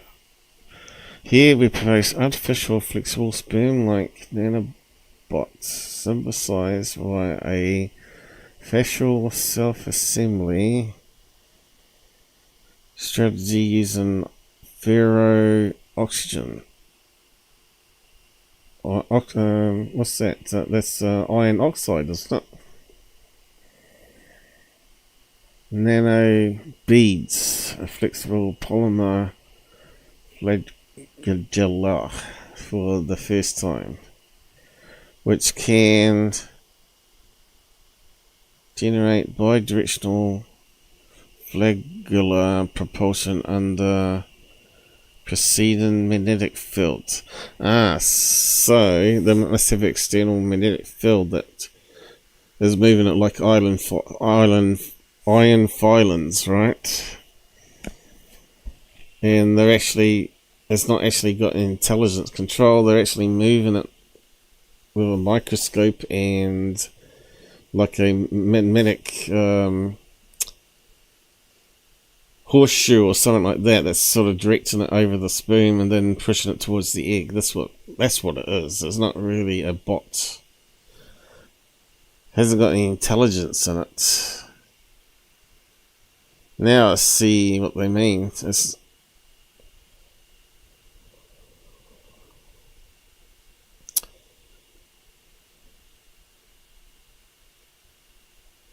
and of course it can go either direction because it's a long spiral tube, isn't it? And if you've got a magnet that's controlling it from outside. But I suppose you could use AI to control it too. Rather than having a human there, could look at it and then change the magnetic field to drive the thing around. Okay, so that's probably how they're doing it. That's kind of a clever idea. It sort of makes sense. So it looks like it's legit then.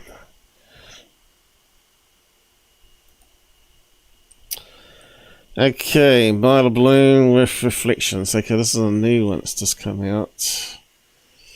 Possible UAP recorded over New York City. Watch it fly by over the top of the clip first few seconds. Video was taken from a friend flying back from Florida. So it's through an airplane window. By far the clearest video I've ever seen. Yeah, right, mate. Clearest video. And this, some earthly top secret aircraft or legit. So let's have a look. Yeah, it's going to need a lot of enhancements by the looks of it. So first of all, we're going to find where it is. I'm not seeing it. Can you see it?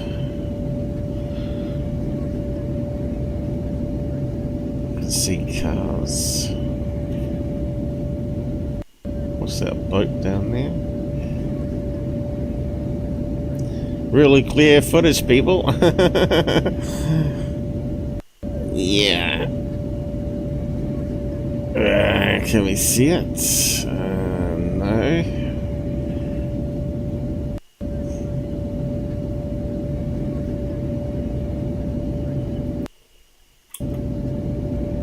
Is it like a few frames or something?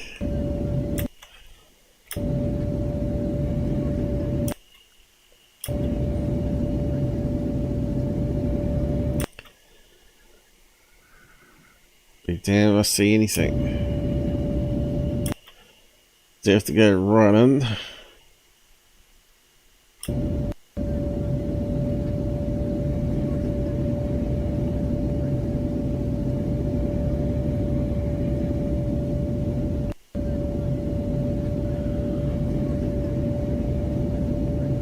There's a ship there.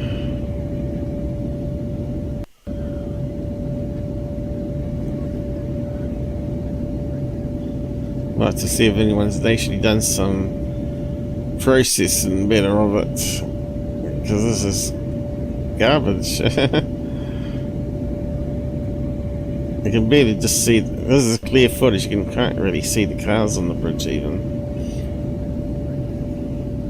No, it's just little dots.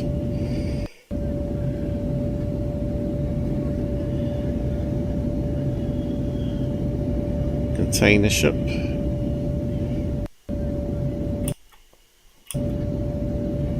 Still haven't managed to pin it.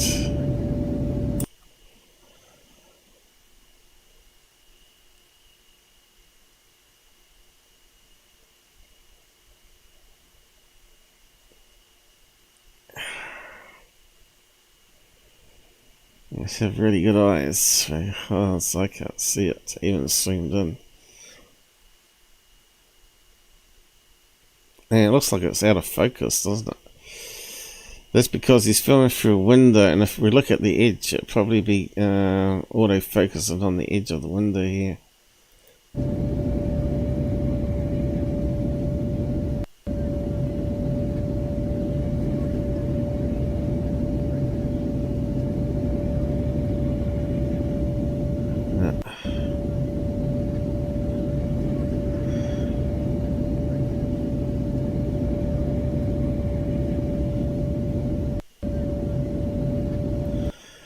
No, I can't see it.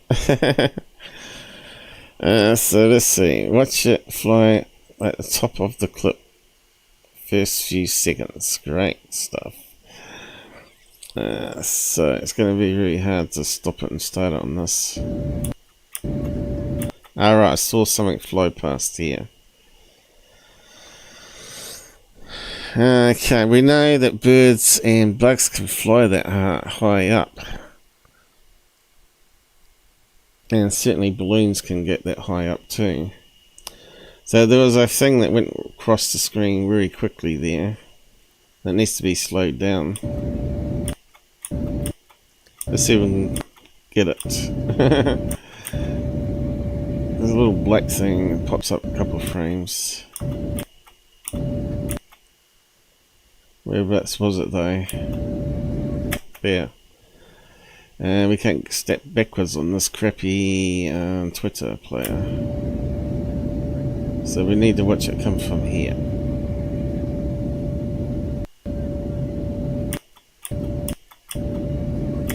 I didn't get it. It's really hard.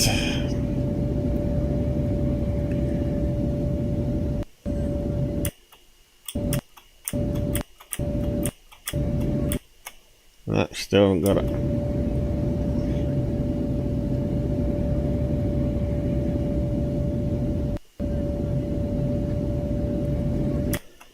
No. Terrible. Not YouTube, is it? Have we got a YouTube link? Anyway, they've managed to pause it, but I'd like to pause it myself. So that's what they're claiming. Flash is burst. So when I looked at this, I thought, it kind of looks shiny like a balloon rather than something natural like a bird or a bug. It hasn't got legs and anything like that, and it looks like a side of a letter balloon, right? It looks like it's got round bits going up here and back round and around bits, and it's got something going down the middle here. It looks like maybe like a slight gap here. It looks like a letter A on the side. Letter A helium balloon on the side, a black one. So that's what I think it is. Letter A helium balloon, black one. Let's see. So it looks like it's going to be. It's got the same roundness here, but we need it on the side, and we're not going to get a side view of one, unfortunately. And because that would be where the light comes in, right? See the light where the hole is.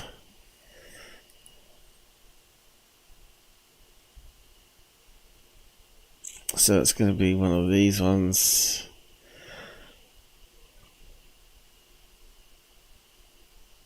Or something really similar to letter A.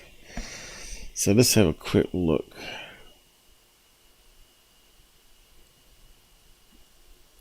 Letter A. What else could it be if it wasn't letter A? On the side, you know, if we could rotate it.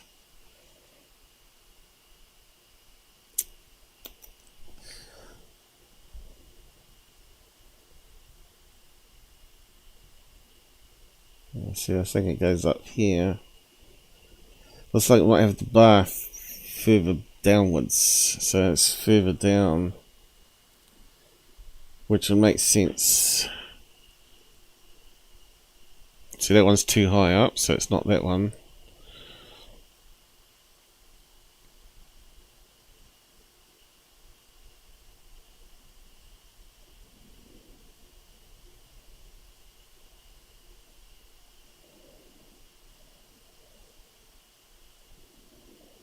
It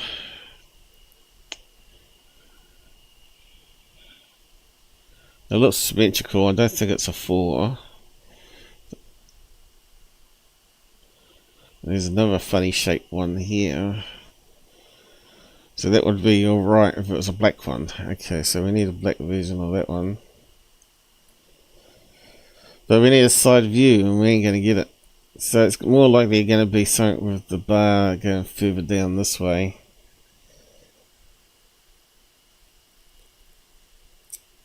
And then higher up. Alright.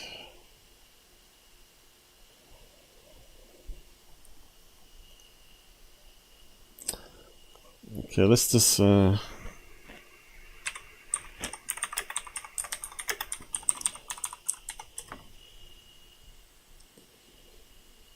let's see what else it could be. Could it be any other letter? I can't see it. Cause it looks like it tapers off here. Look, looks like it tapers off to a point like a letter A.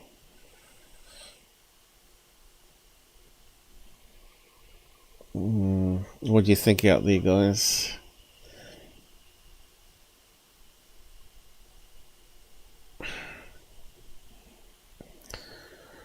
I can't see it being anything other than a letter A. Of course, they're calling it like a top secret drone or something like that.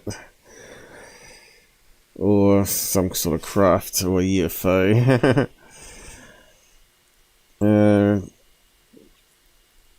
Let's see. Recorded much this year.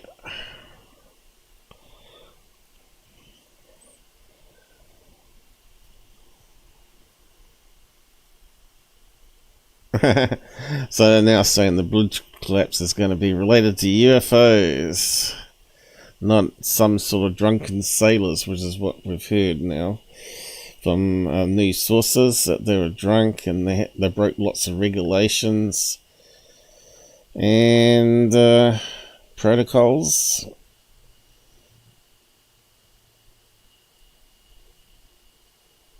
And when they dropped the anchor, it swung the boat around from where it was heading straight into the pier.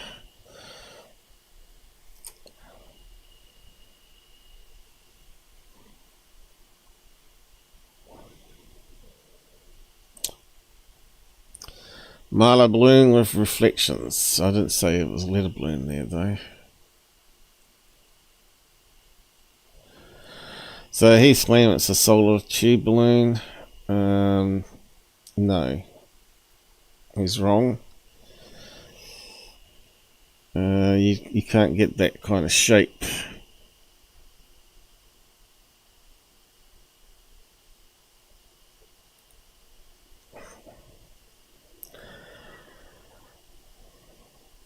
Nocturnal News, Tyler's cousin. I'm going to do a slow motion zoom breakdown on YouTube channel. Anyone interested? No. I took a screenshot and this is what I got. So this is more useful. Okay, let's see. What's he done? Image upscaler. So that's really mucking around with the pixels. Doesn't change it. So that doesn't help. That's just garbage. There's still a letter A on the side. My best bet is under the FAA safety distance. No.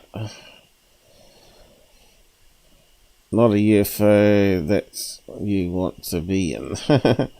It's too small. No flight control services.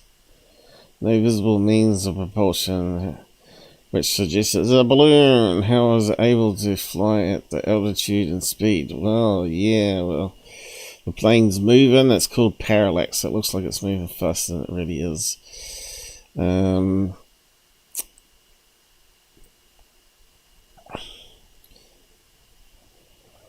pretty sure I reposted.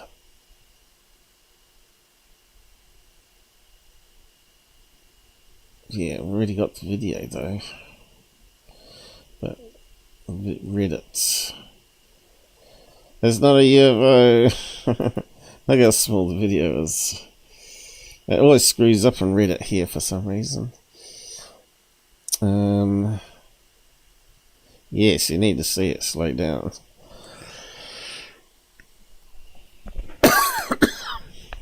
Here is the seamed invasion. Yep, we've seen it. But we want to see all the frames, see if it rotates a little bit, and we can see more of the A center bit. That would be handy. But it looks like it only showed up on 4 frames. Here's 4 frames there. I thought it was 4 frames too. Okay, let's go to there. Let's have a look at what he's got.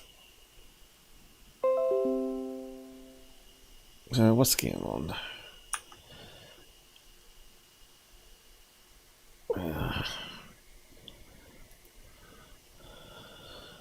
These are the 4 frames. Okay, that's handy. Oh. Okay.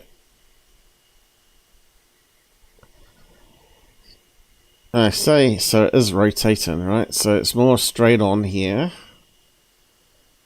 Now it's rotated more to us because now we can see the light coming through the hole where the letter A would be. And the other ones. So yeah, slight rotation.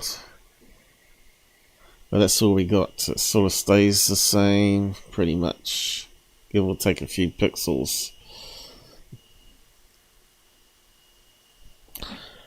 So yeah. It still looks like a letter A balloon.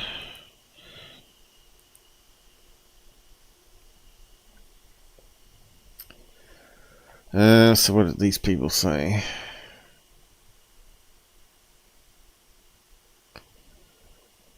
So he's looking at the white dot we saw at the bottom of the bridge.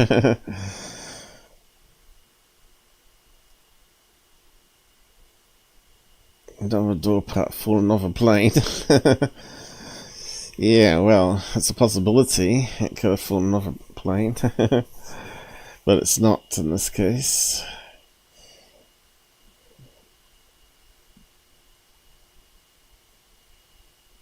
Coming from rolling shutters really close and fast, chances it's probably going to be distorted. Yeah, not in this case. Not in this case it wasn't. Black tic tac, no.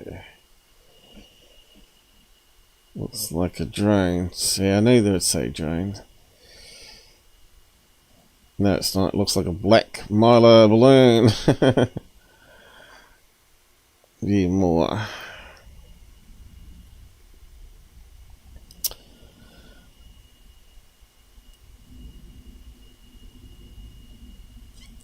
I don't think anyone will say it. No one can rotate the things around the head like I can, obviously. It looks like a fat disc. No, it doesn't.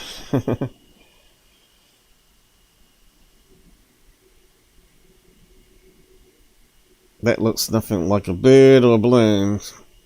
You're wrong, mate. That's definitely a balloon. Certainly not a bird, though.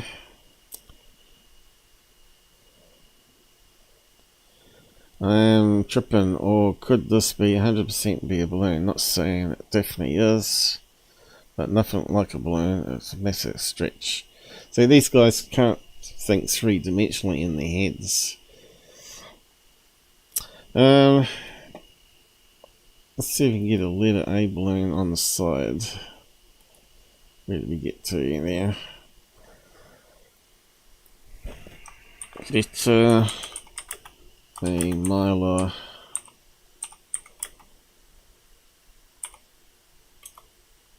On side view. I wish we had everything in 360 view where you could just bring up an image and match it. You need like a library of things, of clutter from the sky. Here we go. Have we got some side views? No. Angle views.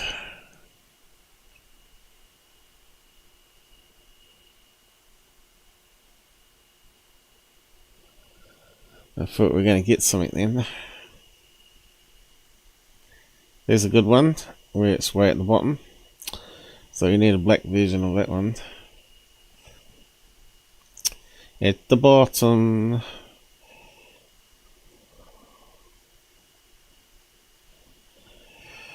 Let's see, letter balloons, letter A balloon. We want the video really.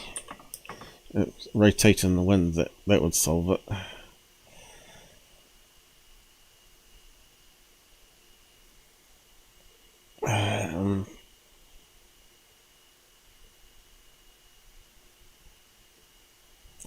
Some of these videos might have a side view as they're holding it up, you see. Spray paint it.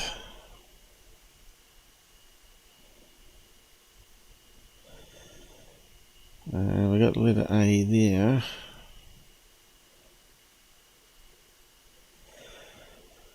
Oh, I don't know. Let's have a quick skim of something.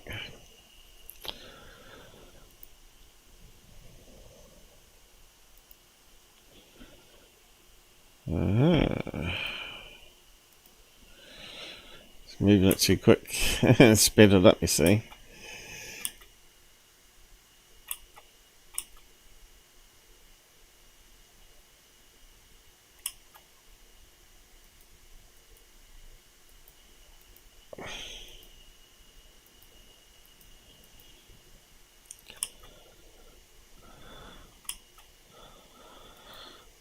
I think, you know, why would you need a video how to blow up one?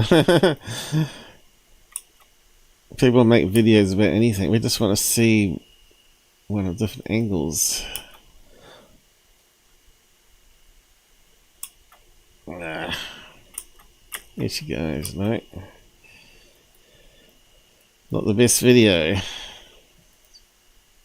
Oh, here we go. So, it's almost a letter A, but it's a V one she's got there. See what I mean? So when it comes onto this angle, you're going to get the reflections of the light. But we want one of the bar going across here, so it's more filled in. There we go. That's close to a letter A.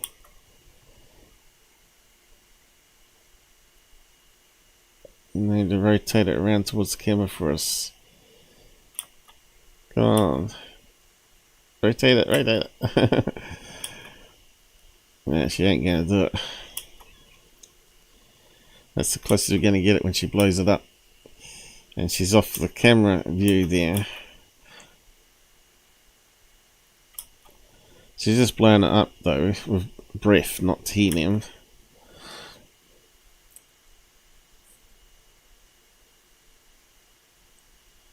It's got like a sticky end by the looks of it. So once you're blowing it up, you press it together with your fingers. You rotate it. But I think you can see what I mean. There's a couple of angles we got there. Let's see, one of these other videos might be better.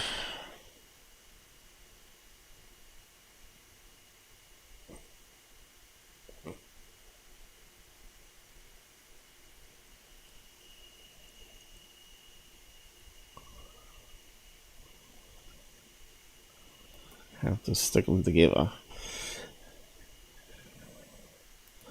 You can see they can get quite big too. They get into really big sizes.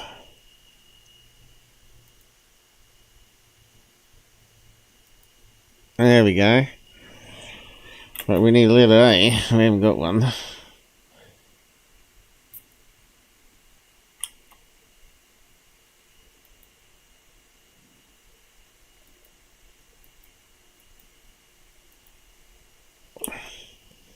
See? There you go, look. So if that was a letter A, which is not, it's number 6, you wouldn't see that as a 6 when you filmed it side on, but as it rotates, It'll give it away. There, look. But anyway, it's good having a look at that anyway. That was quite interesting.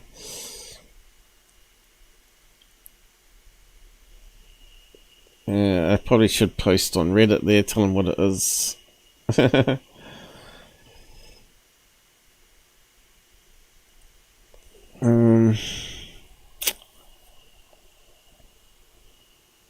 have to do that after, probably.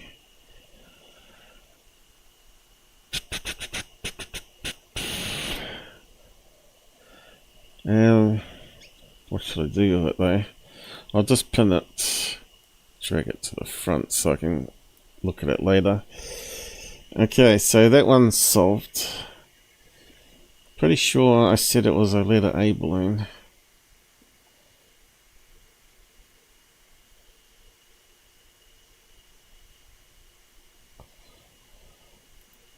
But if not, I'll say it now.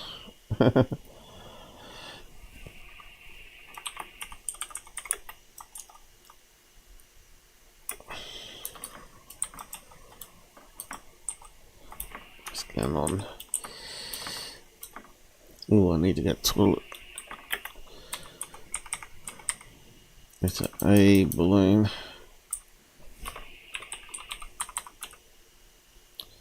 On side view.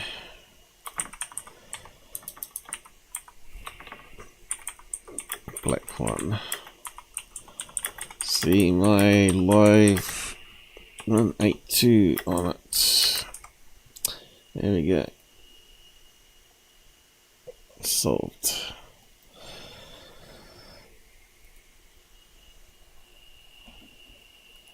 So here we go. Haven't got anyone out there. We've got someone from Odyssey. Here we go. Maybe people in the comments know where it is in the video.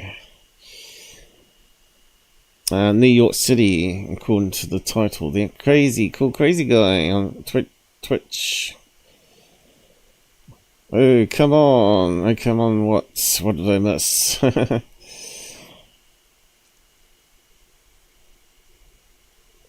So, have you been watching or you just joined us?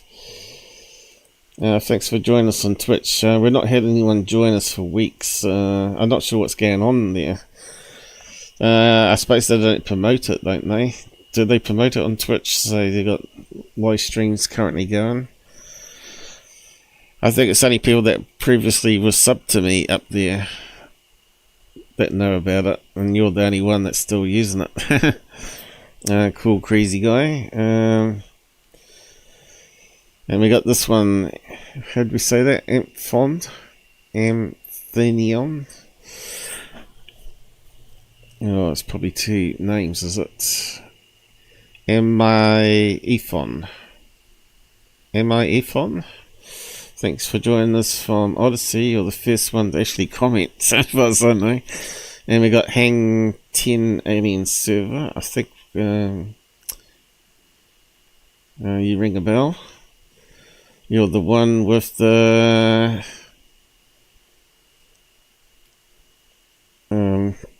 avatar on Pilled. So you're actually on Odyssey too. We talked when I first did a live show, if you remember. I think it's you. I'm Dum. Yeah, so which one are you on? You're on Pilled or on the Odyssey? Looks like you're switching around. And you're on YouTube. Yeah, I don't think anyone's going to join us today because it's Easter weekend, but thanks for joining us anyway.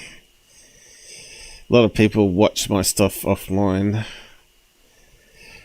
I haven't missed anything else, have I?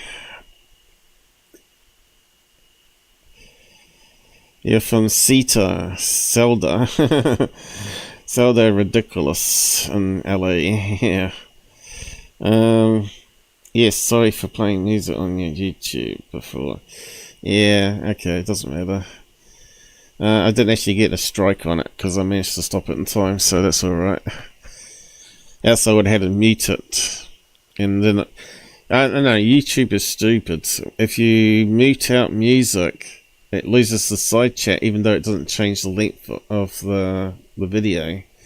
Keeps the same length. So there shouldn't be any need to lose the side chat. Anyway, back onto these videos on Twitter this week. Okay, this one we debunked years ago. It's actually the Goodyear blimp. Are we alone in the universe? UFO sightings suggest otherwise. So you can tell that it's not symmetrical, and it seems to have like a tapered end. And if you play the video, you can see it's actually got a LED light panel on the side of the blimp. You can see it looks like a blue, black and blue. That was one of the older designs, wasn't it?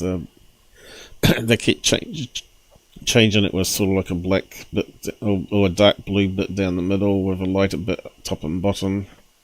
Looks like a carriage down there, doesn't it? So let's just play the video. This one was on third phase, and you can see the light panel here scrolling some text on it.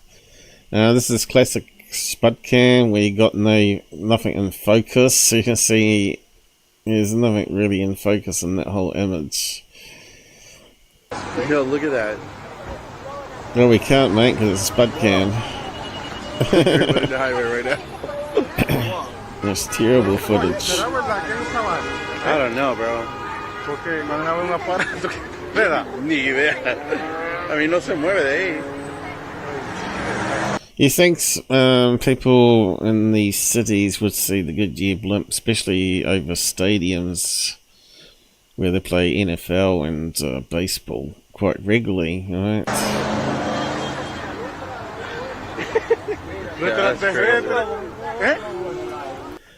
Anyway, so I did say here Goodyear blimp, and then I posted a link to my debunk form a long time ago. Let's see what year. It doesn't tell us the date doing it this way though. If I open it up to YouTube,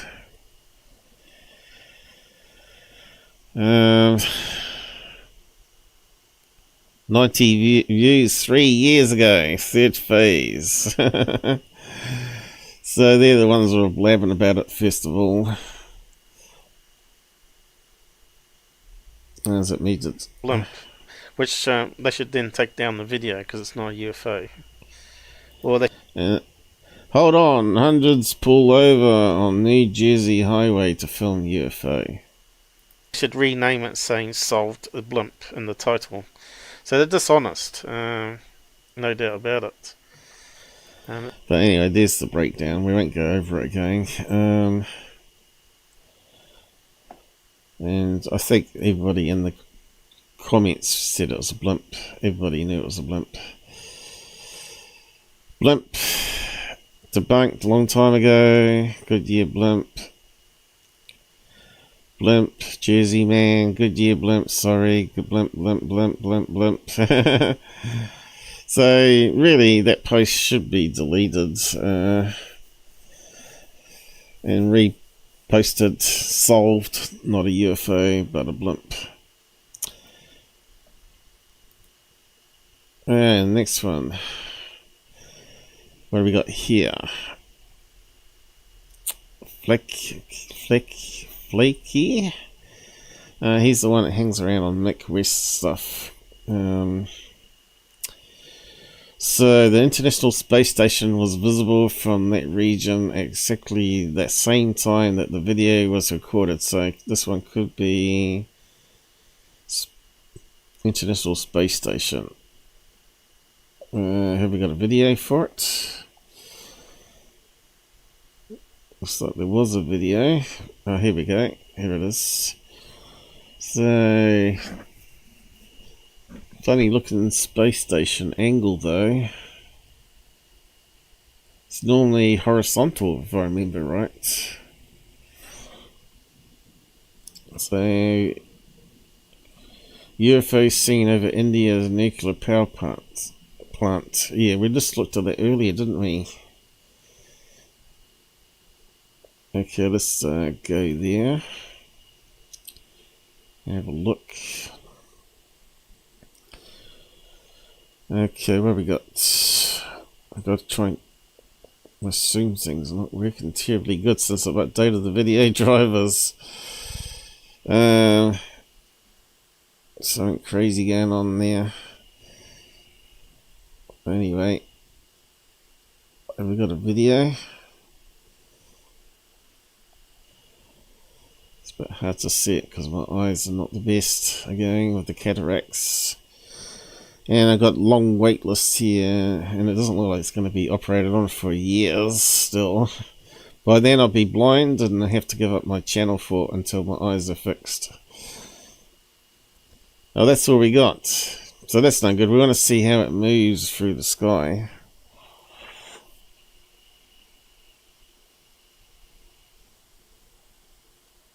Daily Mail. Appearing to move with rapid zigzag movements. So that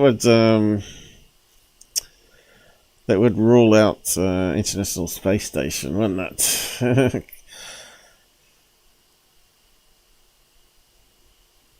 So it's more likely going to be something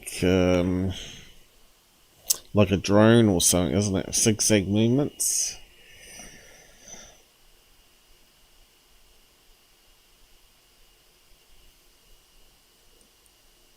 Leave the aliens alone. But we just looked at something similar where they captured bugs on their camera, so again, could it be the same sort of equipment of video cameras they're using? Could it be simply a bug reflecting IR light in front of the camera? Could be. We need to find out the Daily Mail where I was talking about. So just do a search on that. See if we can find it. Here we go. First one. 3 days ago. Let's play video.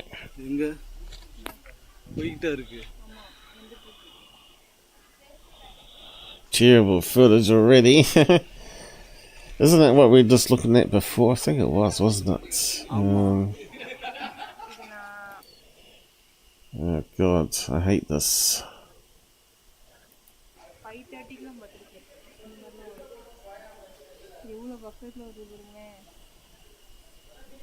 And because it's not on YouTube, we can't use the enhancer, I don't think.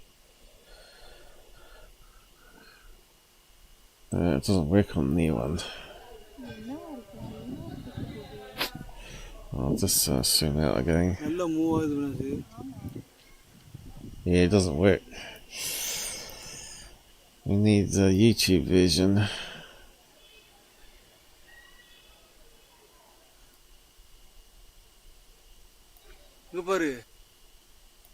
Okay, might have it here. Ah, it's a dot. A dot in the sky. So the zigzag movement is his hand movement. So I suppose it still could be International Space Station then. So even though it looked like it was stretched before, that's probably because of motion blur, right? Oh, here we go. Oh yeah, we're getting a nice bright dot that looks like the International Space Station.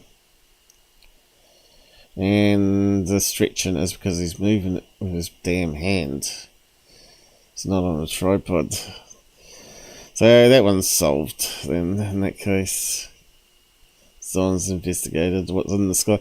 This is why you got to use the apps. You got to use the Flight Radar app, and you got to use Heavens Above or something like that on your phone. There's a lot of apps out there now that can track the International Space Station. Yeah, that looks like the space station, and it probably should only last about 3 minutes, up to maximum 5 minutes, and that's the length of his video. So did the guy say how long it was on the...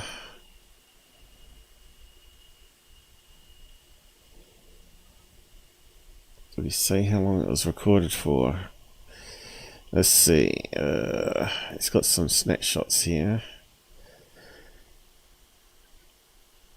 Oh, my eyes can't focus on that.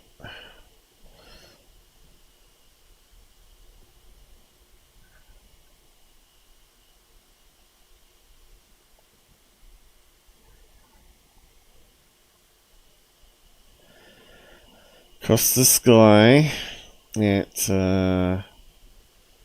almost 7 p.m. is it? On August 2023. So it's the old one that's been recycled again.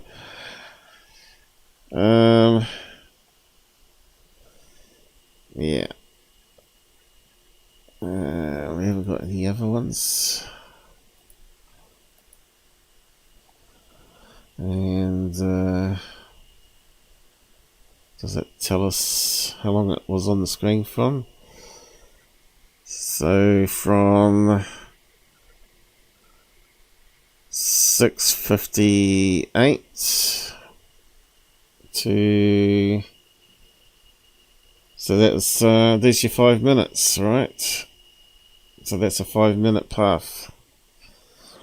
Looks like it's like the correct information. So that one is solved. We just confirmed it. Because the video length is not much more than that 5 minutes. He was mucking around for a wee while.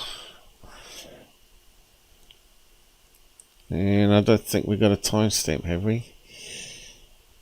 On this information.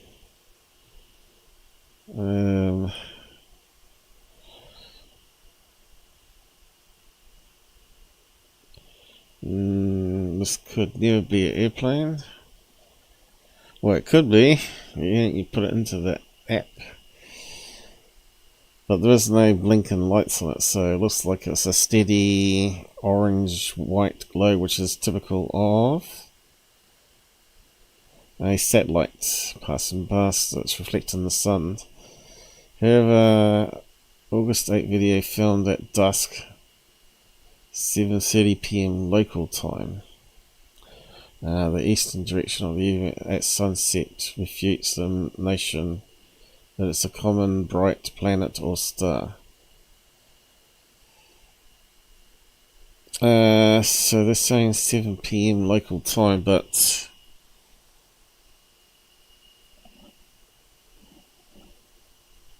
that's not 16:58, is it? Which is almost 7 o'clock.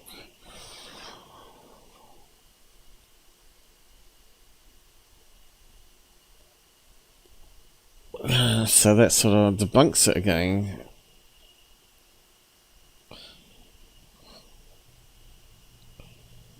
So where did he get the timestamp from?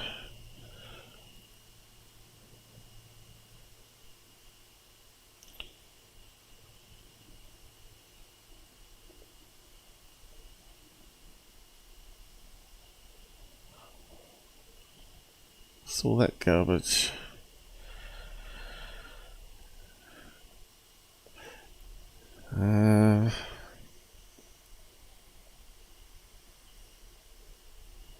Drones have apparently replaced weather balloons.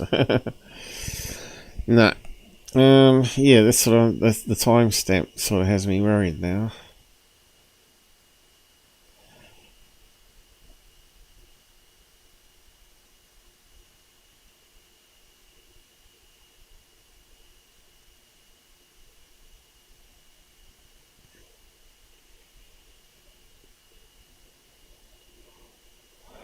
Oh well. It does look like the space station, But it could be another satellite, of course, like a Iridium satellite.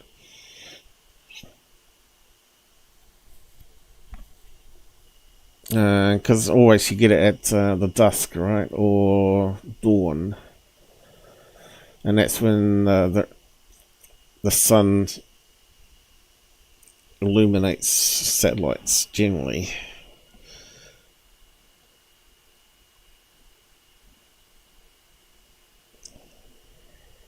Anyway, that's the problem. You know, a lot of these sky watchers film these orbs like that, always at dusk or dawn, and you know it's going to be satellites. Really, you want to, if you can catch it at midnight or the other times, then that rules those ones out, and they become a bit more interesting. I should say here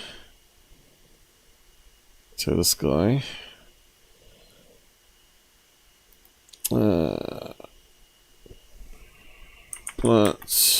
it says Daily Mail. That was 8th August, 7:30 PM. Has he got the wrong year number, perhaps? A year on, it could push it 30 minutes, you see.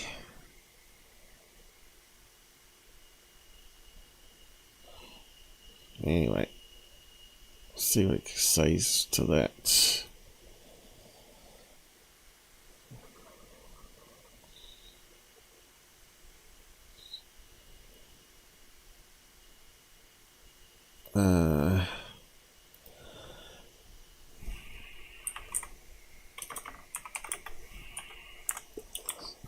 And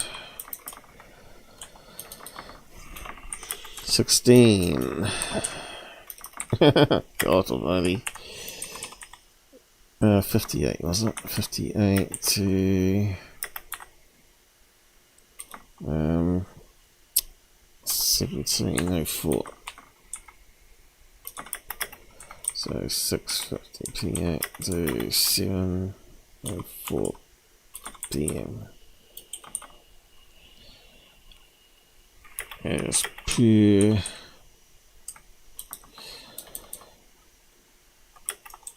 It's pure. No. That's it. I'm just gonna have to give up. As pure your chat.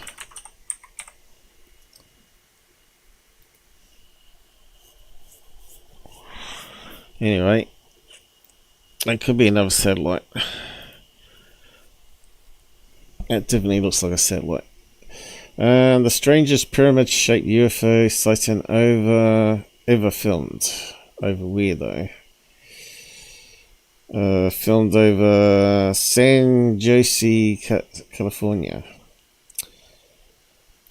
Okay, we'll just open this one up. Goes to a web page by the looks of it. 16th. 2024.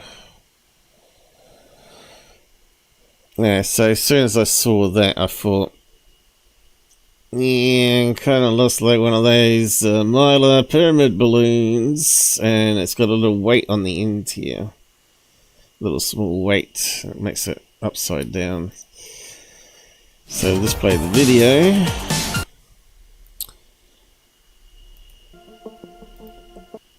But then I see the logo here is section 51, and we know they create CGI, so this one is possibly either CGI or mylar balloon, but anyway.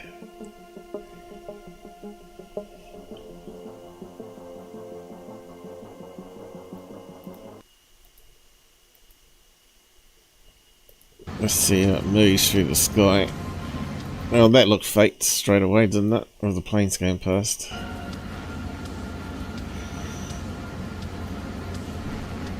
And where did the planes go?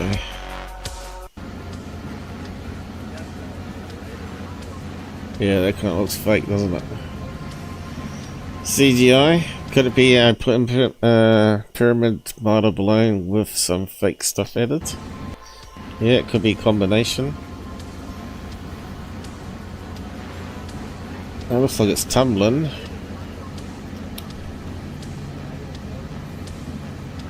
Like a balloon.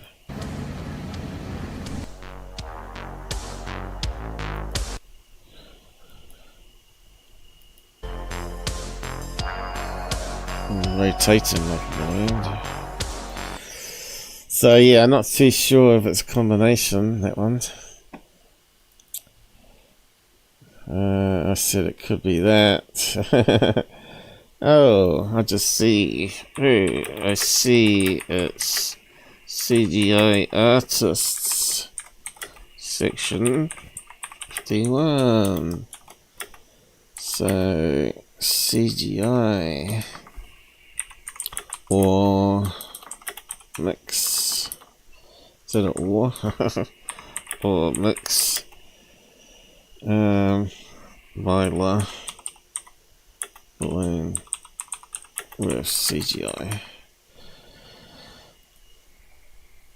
Anyway, so we're just going to search on that. It's hard to believe that those people are still getting promoted as UFO sightings, even though they confess to being CGI artists. It shows how stupid UFO Twitter is. People trying to grift money all the time. Pyramids, mylar, balloon, helium. You don't have to put helium in, but anyway, we'll just do that. Okay, there's a gold one, there's a silver one, but we'll get some other images up. Sort of will match the video a bit better.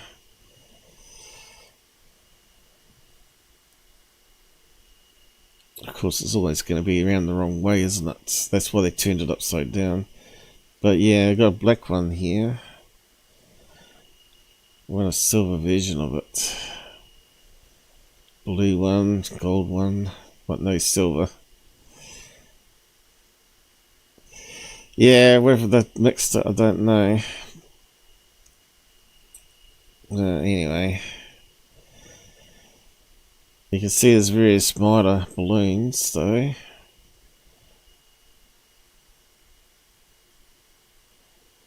It's a hanging one. There's a full one, it's not actually a pyramid.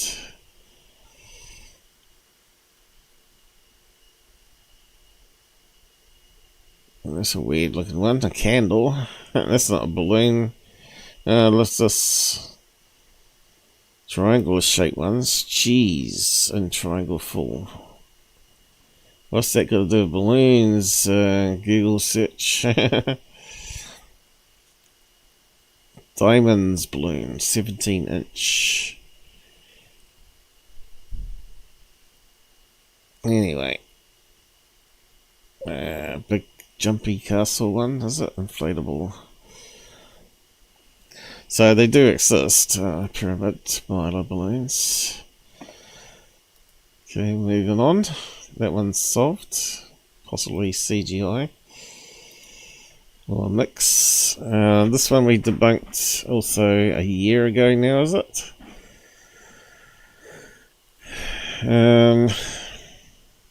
Dose of reality, really? So this black line underneath, that's a compression artifact, and you can see this shimmering that we talked about earlier with James Fox at the beginning, claiming that if it's a nice sharp image, it's possibly fake. So here I'd say this one here is fake and this one's legit, which is absolutely nonsense. It's just that this one here could be a suspended model on a fishing wire. Because it's around trees here, it looks like false perspective, right? So it looks like it's actually closer to the camera. Not far away, so that means this UFO's got to be in front of these trees here. So this one's most likely a fake as well. And this is a fake. And remember I demonstrated how the movement, you can do it with 3 Kevlar plate strings using a fishing rod, and you can film it in one hand and just drop the fishing rod down a bit, and it makes the thing flip upwards, and then you flip it backwards like you're going to pull out a fish out the sea, and it flips it the other direction. So we'll just play it here. Brilliant! So I was mucked around with stabilization, which loses the quality, of course. Anyway, that's a model on 3 fishing lines, and I showed you how you could do it. I don't know if I post a link to it on the video here or not. No, it doesn't look like it. Not the same. The black line is known as compression artifact. This one I analysed and replicated the movement with 3 Kevlar fishing wires. It's a model on a fishing rod in one hand while filming with the other. Yeah, these people just ruin it, don't they? I'm pretty sure we've seen better effects done in Hollywood than that garbage.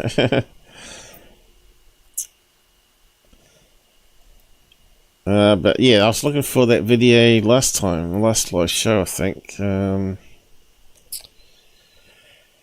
I couldn't see it, but it is there. I did actually spot it the other day in shorts.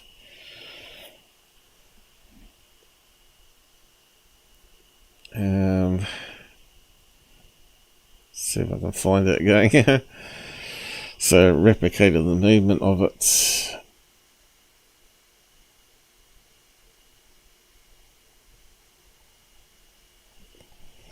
Probably won't be able to find it today.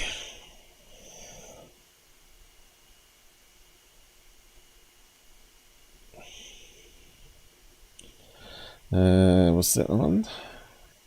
Oh no, it's a dog. That there is a spider on a fine piece of thread coming across the walls there.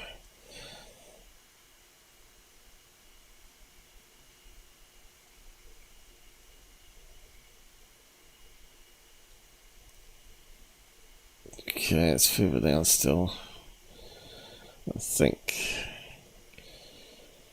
It's a while ago since we've done it.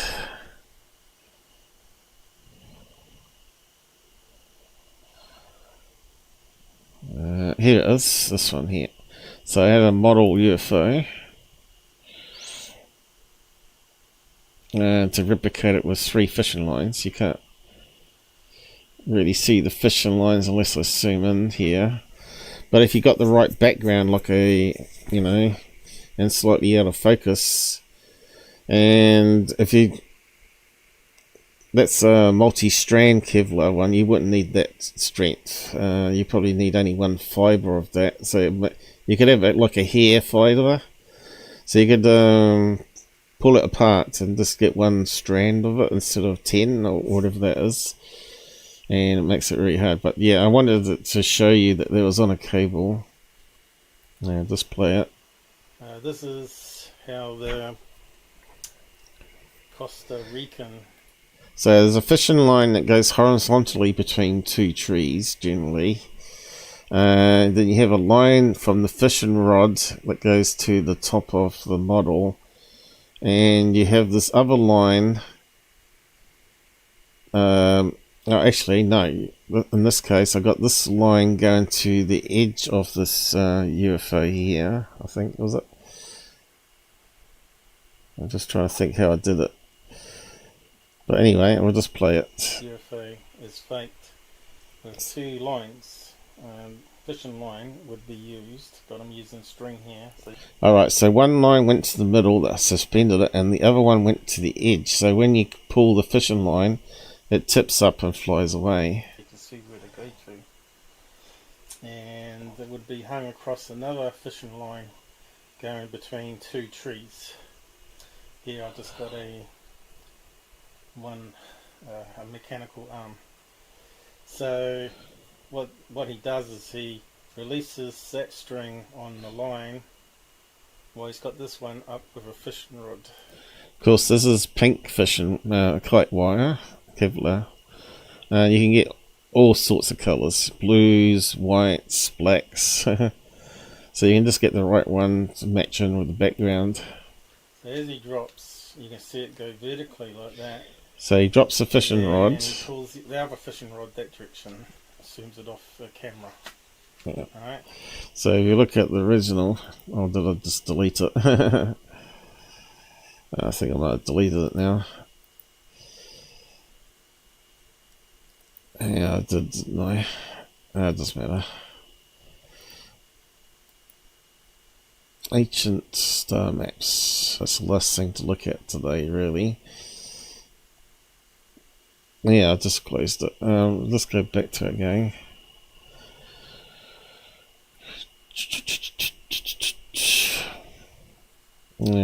History.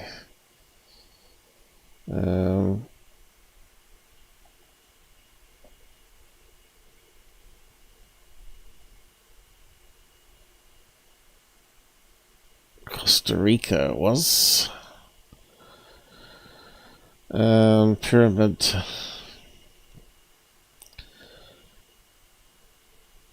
We're getting flaky. Why can't I see it? Oh, here it was. This one here. Okay. I'll just play it again. You can see with my simulation, you can see it drops. It wasn't wanted video, it drops and then it flicks upwards, which is what I did. See that? And I can slow it down there. And you can see it's on cables, right? You can see how it moves, it's on cables. There we go, it goes down and then it flies up. Which is basically what I was doing here. Does it really quickly? Yeah, once you do it properly, right? Of course, I don't have here. So that's how. You know, it'd be better to do it on widescreen and in the backyard, but it's sort of how he did it. You can see it's hanging on a line here, and he's got a line here that pulls it upwards in the way. Bang. Billy Meyer, 100% fake. Anyway, what's the next one? I best better check out the comments again. No one else has commented since. Okay. Maybe it's not scrolled up. Yes, no, yeah, yes it has. I haven't missed anything, have I? No. Anyway, back to it then. What a load of bollocks. Not even string theories, 11 dimensions. Oh, that's the one I was trying to find before. So this might be that Cern thing we're looking for.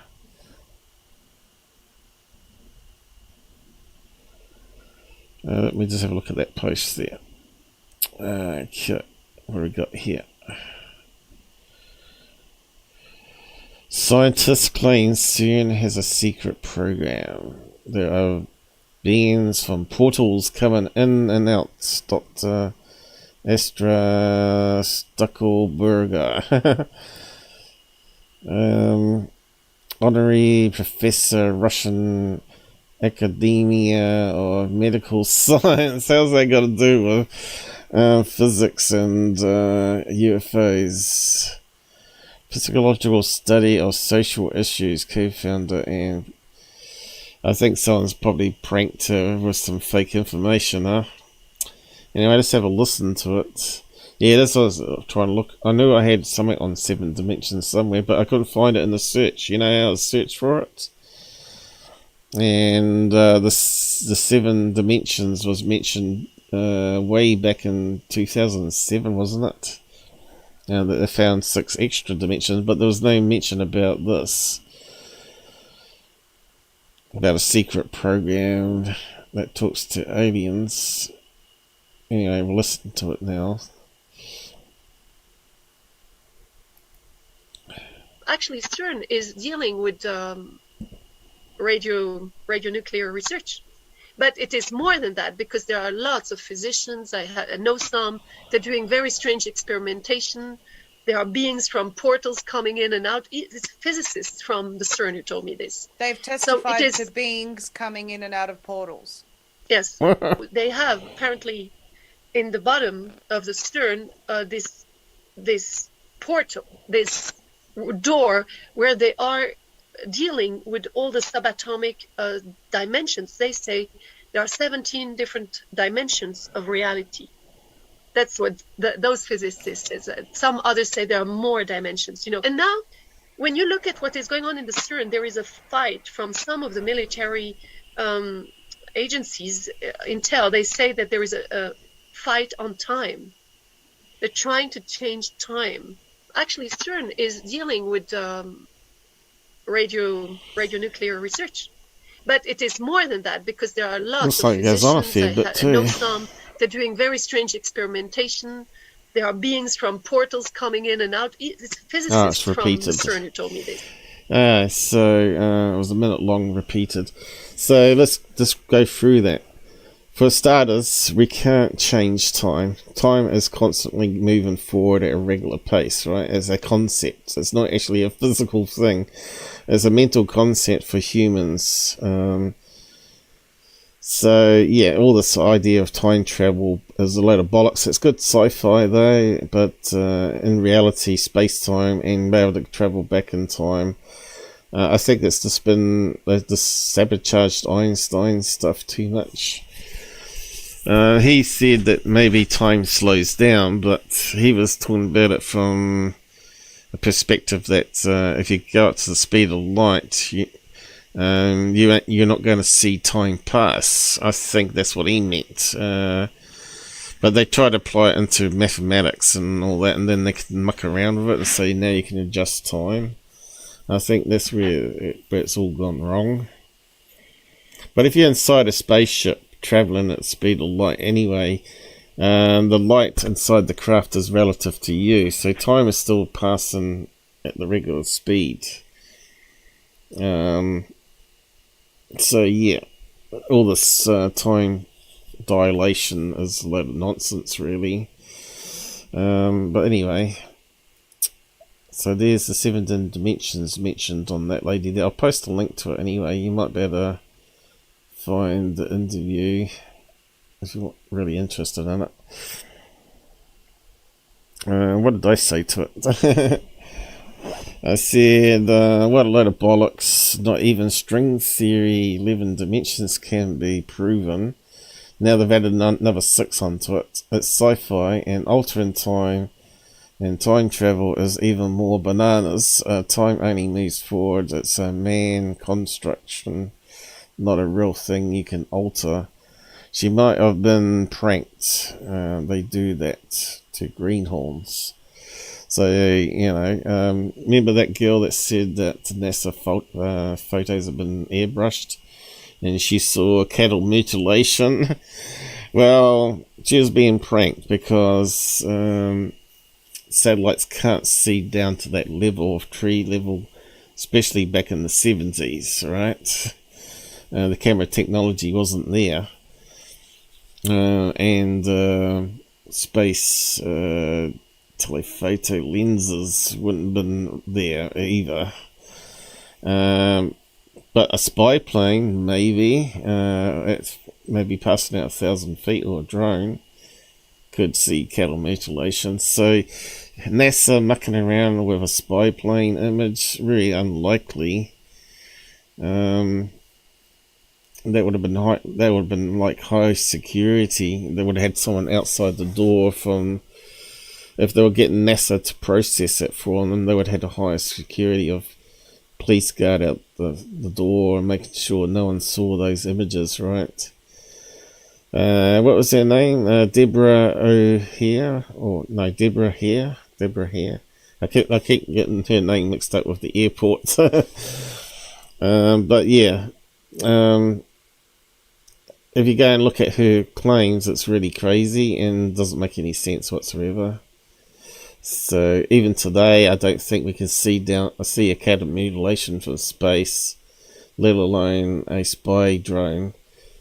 Because first of all, you got to be really lucky to even pass over a cattle mutilation when it's happening. So yeah, really doubtful back in the 70s at least. But nowadays, maybe you could say, yes, it's possible, and record it on a drone passing overhead, because there's a lot of drones being flown around now. So I'll post a link to that one, and if you're more interested in that one, you can go and dig it up. Yeah, I tell you, there's always lots of stuff to talk about. It's never ending. Dong, we've got another person from Field. Thanks for joining us.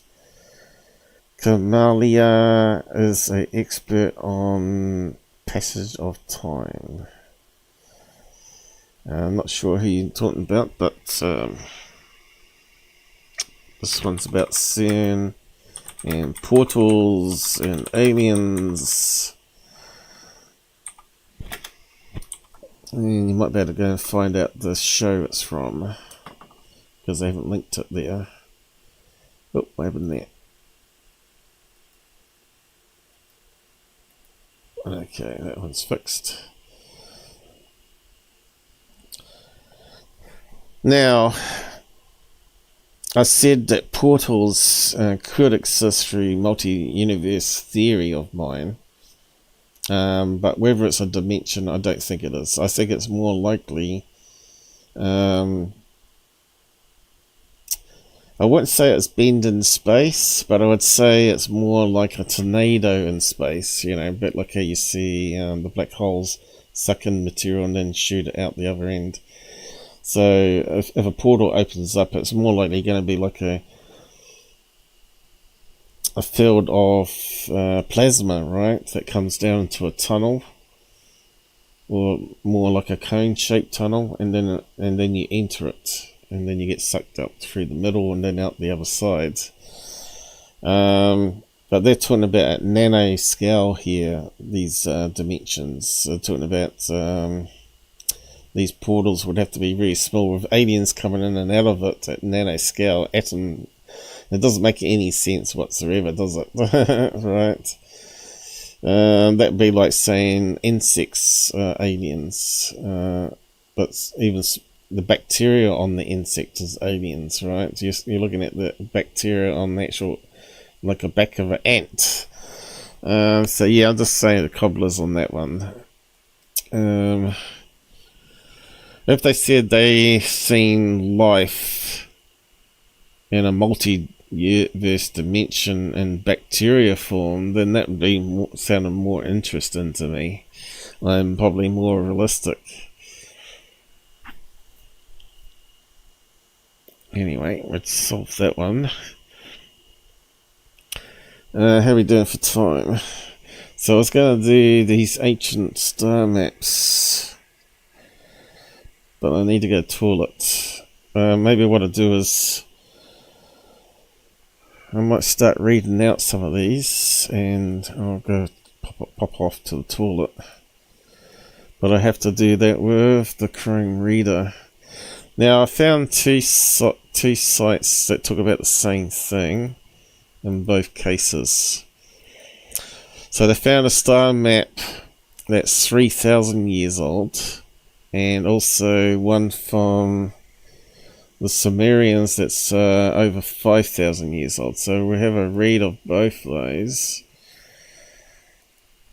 and I'll be back in a minute. But we'll just put it into Microsoft Edge and have it read out, and I'll be back in a minute. Now I think they're legit, but we know there has been forgeries done in tablets before, so I'm not sure if it's been debunked or not, but we'll just have a read of it and go from there. I'm not sure how good the reader's going to be, though. Let's see, read aloud. History. An ancient celestial map recently found in Italy includes an unknown star. December 28, 20236:14 p.m. ET. Heard on All Things Considered. By Kai McNamee. Catherine Fox. 1 minute listen. Playlist. Download. Embed. Transcript. Researchers at Italy's National Institute for Astrophysics discovered a celestial map believed to be from between 1800 to 400 BC. Scientists say there's one star on it that doesn't match our sky. Ari Shapiro, host. When you look up at the night sky, what do you see? A map that was recently discovered in Italy provides a glimpse at what people thousands of years ago might have seen. Juana Summers, host. Researchers at Italy's National Institute for Astrophysics discovered a celestial map believed to be from between 1800 to 400 BC that is over 2,400 years ago, making it one of the oldest celestial maps ever discovered in Italy. Shapiro, the map is made of white stone and is about the size of a car tire. It's believed to have been made with a hammer and some sort of chisel. It's made up of 29 engravings spread out across the circular stones. Researchers used a software program that was able to match the markings to stars we see today, and they say it's pretty accurate. Summers, the constellations of Orion, Scorpius and Pleiades were marked on the stone, leading researchers to believe that this was no accident and that these carvings were possibly used to keep track of the changing seasons. Shapiro, but scientists say there's one star in the engraving that does not match our current night sky, and they're not entirely sure why. They speculate it might have once been a star that produced a supernova, an explosion of the star during its final stages of life. And they think that could have resulted in a black hole. Summers, scientists say that more research is needed. And despite that bit of uncertainty, we still think this discovery is out of this world. Soundbite of T.C. Long's Peaceful Scene. Copyright 2023 NPR. All rights reserved. Visit our website terms of use and permissions pages at www.npr.org for further information. NPR transcripts are created on a rush deadline by an NPR contractor. This text may not be in its final form and may be updated or revised in the future. Accuracy and availability may vary. The authoritative record of NPR's programming is the audio record. Facebook. Flipboard. Email. More stories from NPR. History. 8 decades later, remains of a Virginia sailor killed in Pearl Harbor are identified. World. 21 years after her death in Gaza, Palestinians remember U.S. activist Rachel Corrie. National. Baltimore bridge collapse has put the spotlight on Maryland's young black governor. History. What's the game of Monopoly really about? Find out in Thrufline's history quiz. Author interviews. Women Behind the Wheel explains how cars became a gendered tech. An error has occurred. Were you expecting a paywall? Not our style. What happened there?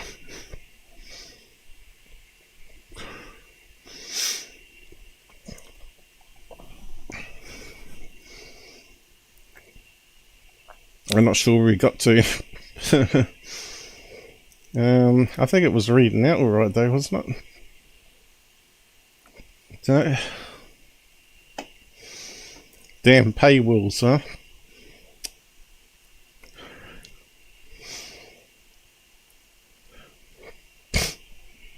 Hang on, I need a drink. Well, let's go to the other link then. Forget that nonsense. I think the other one's got more pictures on it too. Life science. I knew it would happen, you know, there'd be some glitch.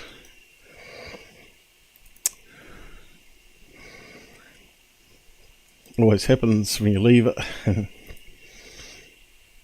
When you purchase through links on our site, we may earn an affiliate commission.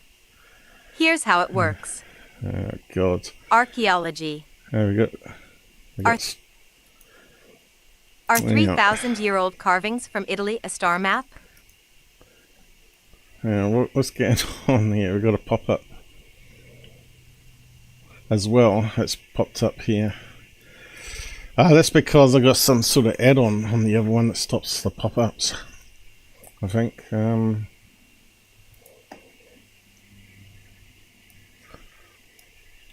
Let's go full screen, right? Oh, here we go. No. Oh, here we go. This one's a bit more detailed. Let's see if it works though. Because I can't read it out, my eyes are just too gone. Or we try another day, I guess.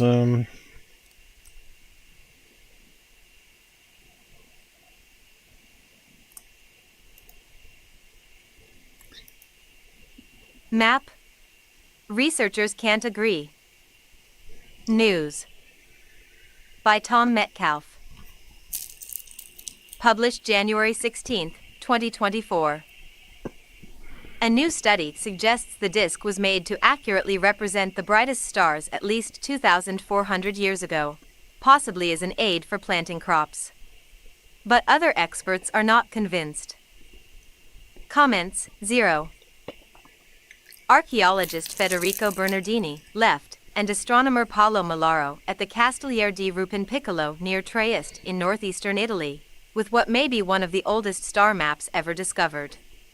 Image credit, Italy's National Institute for Astrophysics, INAF. A roughly 3,000-year-old stone disk covered with enigmatic markings is actually an ancient celestial map marking the brightest stars in the night sky, researchers claim. The tire-sized stone, which was discovered near an ancient hill fort in northeastern Italy a few years ago, features 29 carved markings on its front and back that may represent the brightest stars in the night sky, researchers posit in a new study, published on November 22 in the journal Astronomical Notes.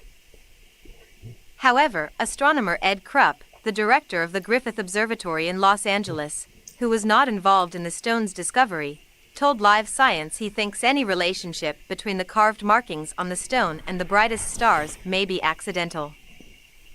Could these marks represent asterisms? They could, he said. But does the paper argue a persuasive case? No, it doesn't. Krupp is the author of a study examining previous efforts to identify asterisms in rock art, which will be published in a few months. He is also the author of Echoes of the Ancient Skies, The Astronomy of Lost Civilizations, Dover, 2003. Related, 2,000-year-old celestial calendar discovered in ancient Chinese tomb. Ancient stones. The authors of the study say 28 carved marks on the stone disk are accurate depictions of bright stars prominent in the night sky at the time the disk was made, at least 2,400 years ago. Image credit, Bernardini et al., Documenta Prehistorica, 2022. The stone disk is one of two found near the entrance of a hill fort at Rupen-Piccolo near Trieste, possibly in a cemetery, according to a 2022 study that announced its discovery. A similar pair has been found near Gradina in the Brijuni Islands off the Croatian coast, about 60 miles, 100 kilometers, farther south. Sign up for the Live Science Daily newsletter now. No. Get the world's most fascinating discoveries delivered straight to your... No. Contact me with new... No. Receive email... No. By submitting your... No. The forts are dated to the region's protohistoric period, the transition between the prehistoric and the historic periods, between 1800 and 400 BC. But the authors of the latest study note the possibility that the stone discs may have been made later. One of the Rupin Piccolo stones is blank, and the researchers suggest it may have represented the sun. They also suggest that 28 of the marks carved on the front and back surface of the other stone disc correspond to prominent bright stars, particularly those in the constellations Scorpius and Orion, which would have been rising in the eastern sky just before the sun at that time, an occurrence known as heliacal rising.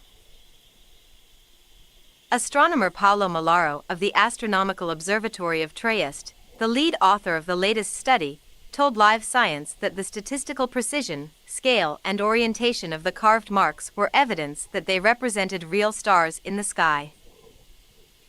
He noted that the Greek poet Hesiod, writing in the 8th century BC, had described using the heliacal risings of star patterns like Orion and the Pleiades to determine the time for planting crops. It is likely that this practice spread among the proto-historic communities much before that, he said. This suggests that the stone may have been... So it makes sense, doesn't it? And of course, they may have had like a head chief or something that used it to predict when to plant the crops. May have been buried with them. So it makes certain sense. And of course, some of the stars back then probably disappeared in our sky too.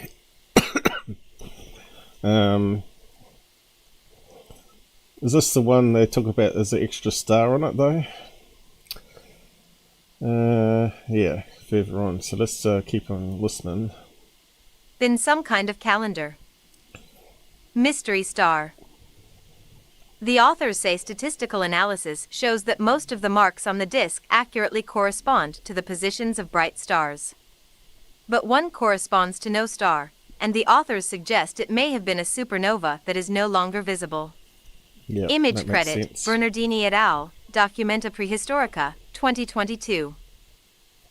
The study does not explain the mysterious 29th mark carved on the surface of the stone disk near the supposed representation of the constellation Orion, and it corresponds to no known star. However, there are some possibilities as to what it could represent. Among the most intriguing is the idea that the 29th mark may depict a supernova that was visible when the disk was made but later faded from view. And it may be that a black hole or supernova remnant is still at that location today, Malaro said. Little is known about the culture of the Castellieri, the Bronze Age people who built more than 100 hill forts in the ancient Istria region of the northeast Adriatic, and the precision of the star map is surprising, he said.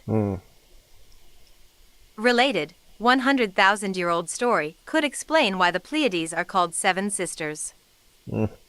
In this case, the reconstruction is astronomically faithful, he said.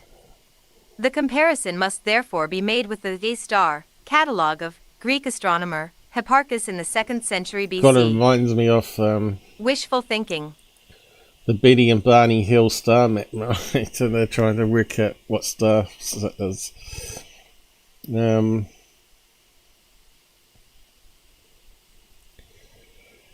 Yeah, what's that about the star? I suppose it's a separate link there. Oh, right. I'll post a link to it anyway if you want to read up the extra links yourself. Thinking. Krupp, however, disagrees that the stone is a celestial calendar. For me, the paper is over-argued, and the invocation of an imaginary supernova is indicative, he said. The statistical argument suggests something is there that doesn't really seem to be there, and that can happen with such analyses. While many such objects might be attempts at star maps, such claims require clear evidence, he said.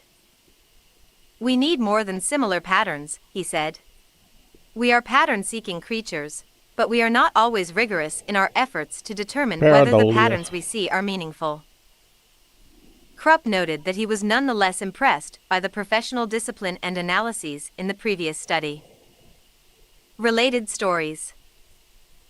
Ancient sacred pool lined with temples and altars discovered on Sicilian Island. Why's it gone there?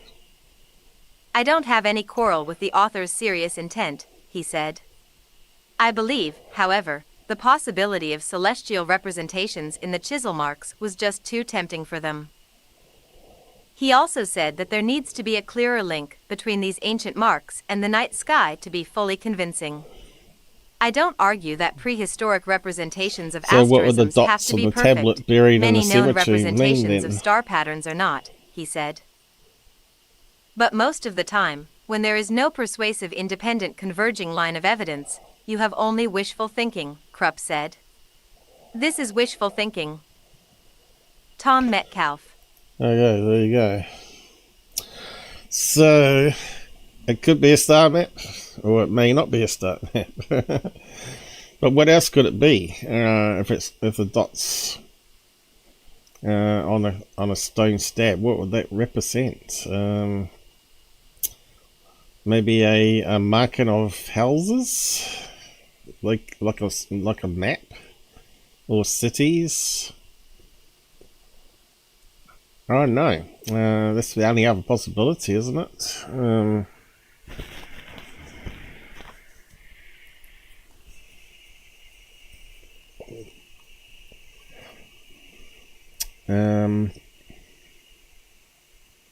Some sort of count system of how much they got, maybe.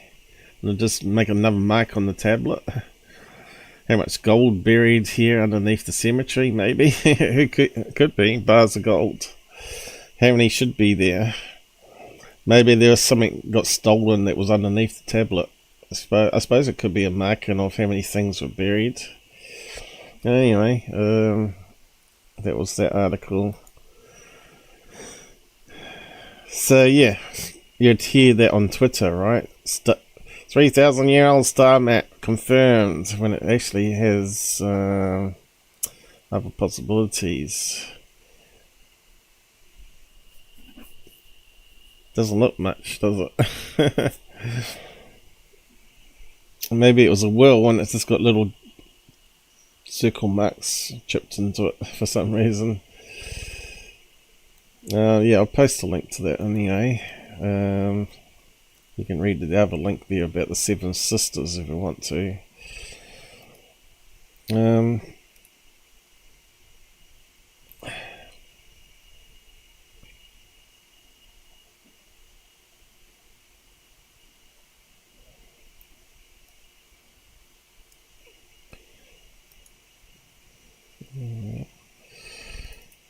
Let's make that smaller again.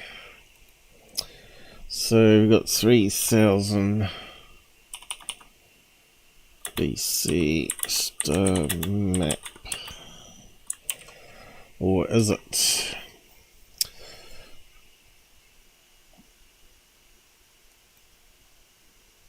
Next one, it's a wee bit more interesting, I think. It's a bit more details on it. And it looks like ancient writing, I guess. So this one, we've got two articles here. Controversial. So everything's always controversial. 5,500-year-old Sumerian star map of ancient Nineveh reveals observation of Khufu's impact event. So apparently a asteroid, but like the one that went over Russia, apparently clipped the top of a mountain and broke up, and there's some evidence of it or something. And this ancient map may record it.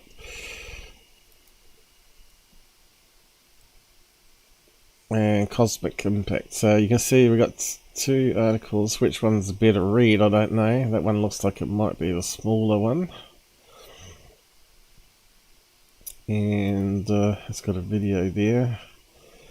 This one's got some clearer photographs on it. And it's talking about the impact. Clipping the top of the mountain. And that one. So we'll just have a read of this one here, I guess. and we'll go from there. So sounds like it's legit then.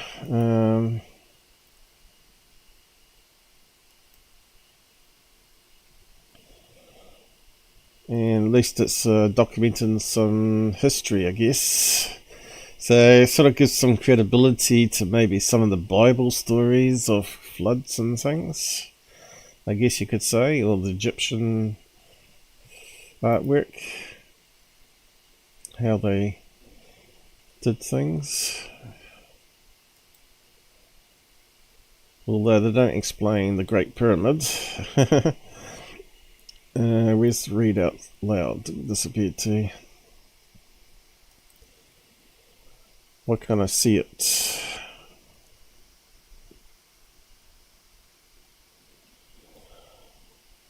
My eyes are really bad today. I just hope they don't get worse. Read aloud, read aloud. Why can't we see it?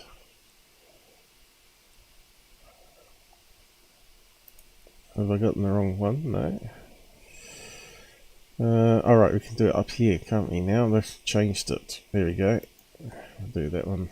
Controversial 5,500-year-old Sumerian star map of ancient Nineveh reveals observation of Koful's impact event. AncientPages.com, December 28, 2018. Artifacts, civilizations, featured stories, news, places. So this is fairly old too. Ellen Lloyd, AncientPages.com. Did ancient Sumerians observe and record the impact of the Aten asteroid over 5,000 years ago? For over 150 years, scientists have tried to solve the mystery of a controversial cuneiform clay tablet that indicates the so-called Koful's impact event was observed in ancient times. The Sumerian star map shows people observing and recording Koful's impact more than 5,500 years ago. The circular stone-cast tablet was recovered from the 650 BC underground library of King Ashurbanipal in Nineveh, Iraq in the late 19th century. Long thought to be an Assyrian tablet, computer analysis has matched it with the sky above Mesopotamia in 3300 BC and proves it to be of much more ancient Sumerian origin. The tablet is an astrolabe, the earliest known astronomical instrument. It consists of a segmented, disc-shaped star chart with marked units of angle measure inscribed upon the rim. Unfortunately, considerable parts of the planisphere on this tablet are missing, approximately 40%, damage which dates to the sacking of Nineveh. The reverse of the tablet is not inscribed. Still, under study by modern scholars, the cuneiform tablet in the British Museum collection No. K8538, known as the planisphere, provides extraordinary proof for the existence of sophisticated Sumerian astronomy. In 2008, two authors, Alan Bond and Mark Hempsell, published a book about the tablet called A Sumerian Observation of the Koful's Impact Event. Raising a storm in archaeological circles, they retranslated the cuneiform text and assert the tablet records an ancient asteroid strike, the Koful's impact, which struck Austria sometime around 3100 BC. The giant landslide centered at Koful's in Austria is 500 m thick and 5 kilometers in diameter and has long been a mystery since geologists first looked at it in the 19th century. The conclusion drawn by research in the middle 20th century was that it must be due to a very large meteor impact because of the evidence of crushing pressures and explosions. But this view lost favor as a much better understanding of impact sites developed in the late 20th century. In the case of Koful's, there is no crater, so to modern eyes, it does not look as an impact site should look. However, the evidence that puzzled the earlier researchers remains unexplained by the view that it is just another landslide. So what is the connection between the sophisticated Sumerian star chart discovered in the underground library in Nineveh and the mysterious impact that took place in Austria? Examination of the clay tablet reveals that it is an astronomical work as it has drawings of constellations on it and the text has known constellation names. It has attracted a lot of attention, but in over 100 years nobody has come up with a convincing explanation as to what it is. The Sumerian star map shows people observed and recorded Koful's impact more than 5,500 years ago. With modern computer programs that can simulate trajectories and reconstruct the night sky thousands of years ago, the researchers have established what the planisphere tablet refers to. It is a copy of the night notebook of a Sumerian astronomer as he records the events in the sky before dawn on June 29, 3123 BC, Julian calendar. Half the tablet records planet positions and cloud cover, the same as any other night, but the other half of the tablet records an object large enough for its shape to be noted even though it is still in space. The astronomers made an accurate note of its trajectory relative to the stars, which to an error better than 1 degree is consistent with an impact at Koful's. The observation suggests the asteroid is over 1 kilometer in diameter and the original orbit about the Sun was an Aten type, a class of asteroid that orbit close to the Earth, that is resonant with the Earth's orbit. This trajectory explains why there is no crater at Koful's. The incoming angle was very low, 6 degrees, and means the asteroid clipped a mountain called Gamskajul above the town of Langenfeld, 11 kilometers from Koful's, and this caused the asteroid to explode before it reached its final impact point. As it traveled down the valley, it became a fireball, around 5 kilometers in diameter, the size of the landslide. Around 700 BC, an Assyrian scribe in the royal place at Nineveh made a copy of one of the most important documents in the royal collection. 2,500 years later, it was found by Henry Layard in the remains of the palace library. It ended up in the British Museum's cuneiform clay tablet collection as Catalogue No. K8538, also called the planisphere, where it has puzzled scholars for over 150 years. In this monograph, Bond and Hempsell provide the first comprehensive translation of the tablet, showing it to be a contemporary Sumerian observation of an Aten asteroid over 1 kilometer in diameter that impacted Koful's in Austria in the early morning of June 29, 3123 BC. Read more. When it hit Koful's, it created enormous pressures that pulverized the rock. So that's that. So it sounds like it's all legit there, doesn't it? So, what if there's any more maps out there that I haven't heard about? But yeah, it's interesting studying this one, isn't it? Rather than just little holes that represent patterns, it's definitely looks a lot more elaborate. Anyway, just seeing who was about. I'll just post some comments around. Where's the stats? Oh, here we go. Just trying to figure out X. If there's anybody there watching. It's got 4 views, it reckons. Don't know if we got any live chatters from X, did we? Let's have a quick look. Where's X? Twitter.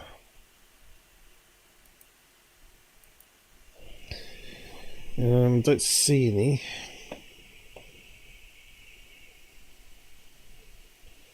Just my comments there. So yeah, some people get 200 on X, or 50. I get 4 by the looks of it. Oh well. I just thought I'd try it again. But I was a wee bit late starting today because I had to add that one in and also had some technical problems.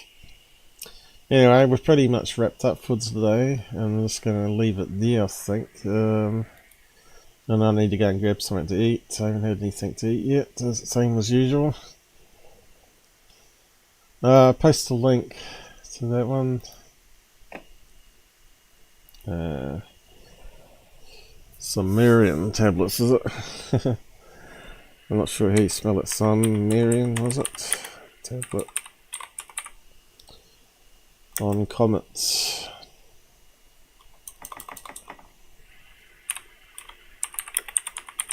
Or asteroid or whatever it was.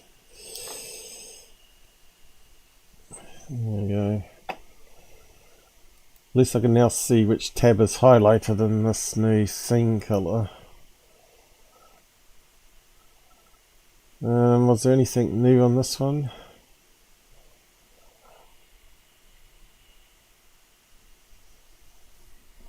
Sounds like it's talking about the same article, cut and paste articles between websites.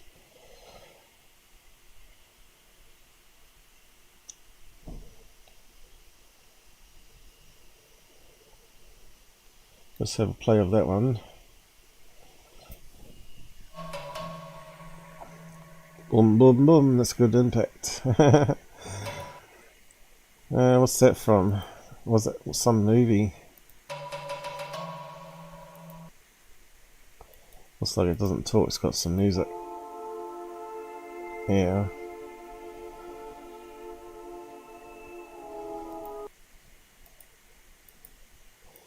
At least they could talk about it on the video, couldn't they? Or at least get the voice thing I'm using to read it out. Anyway, enough of that one.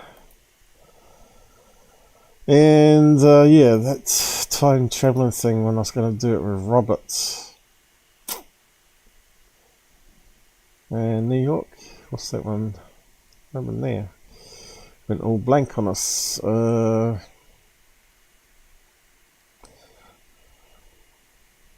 yeah, we're finished with that one too.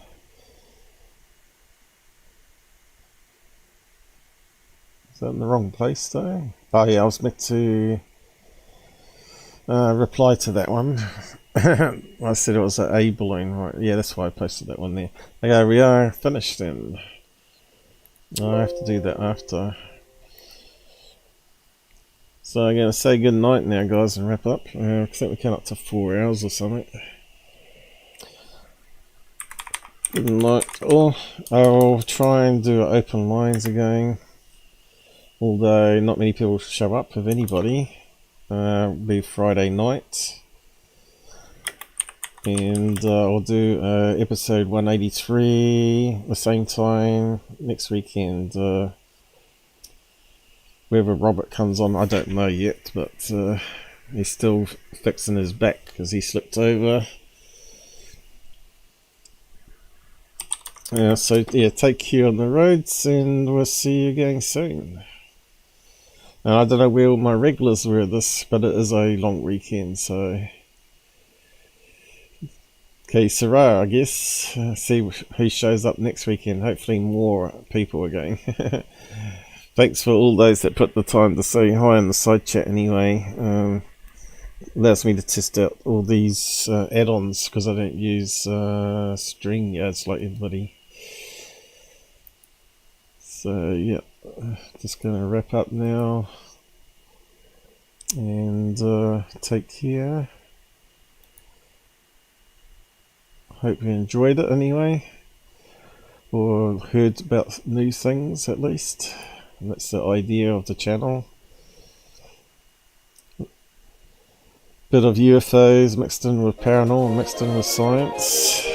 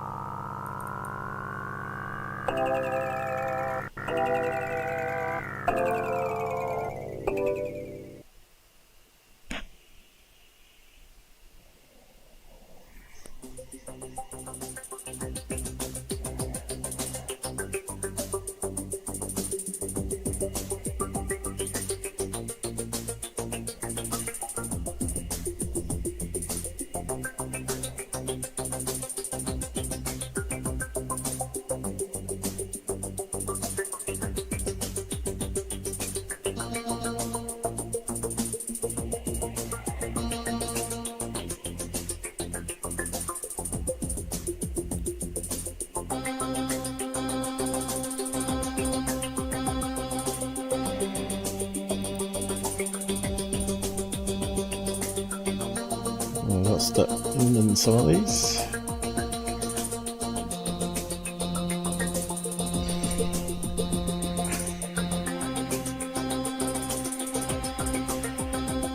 Okay, let's drop off Odyssey.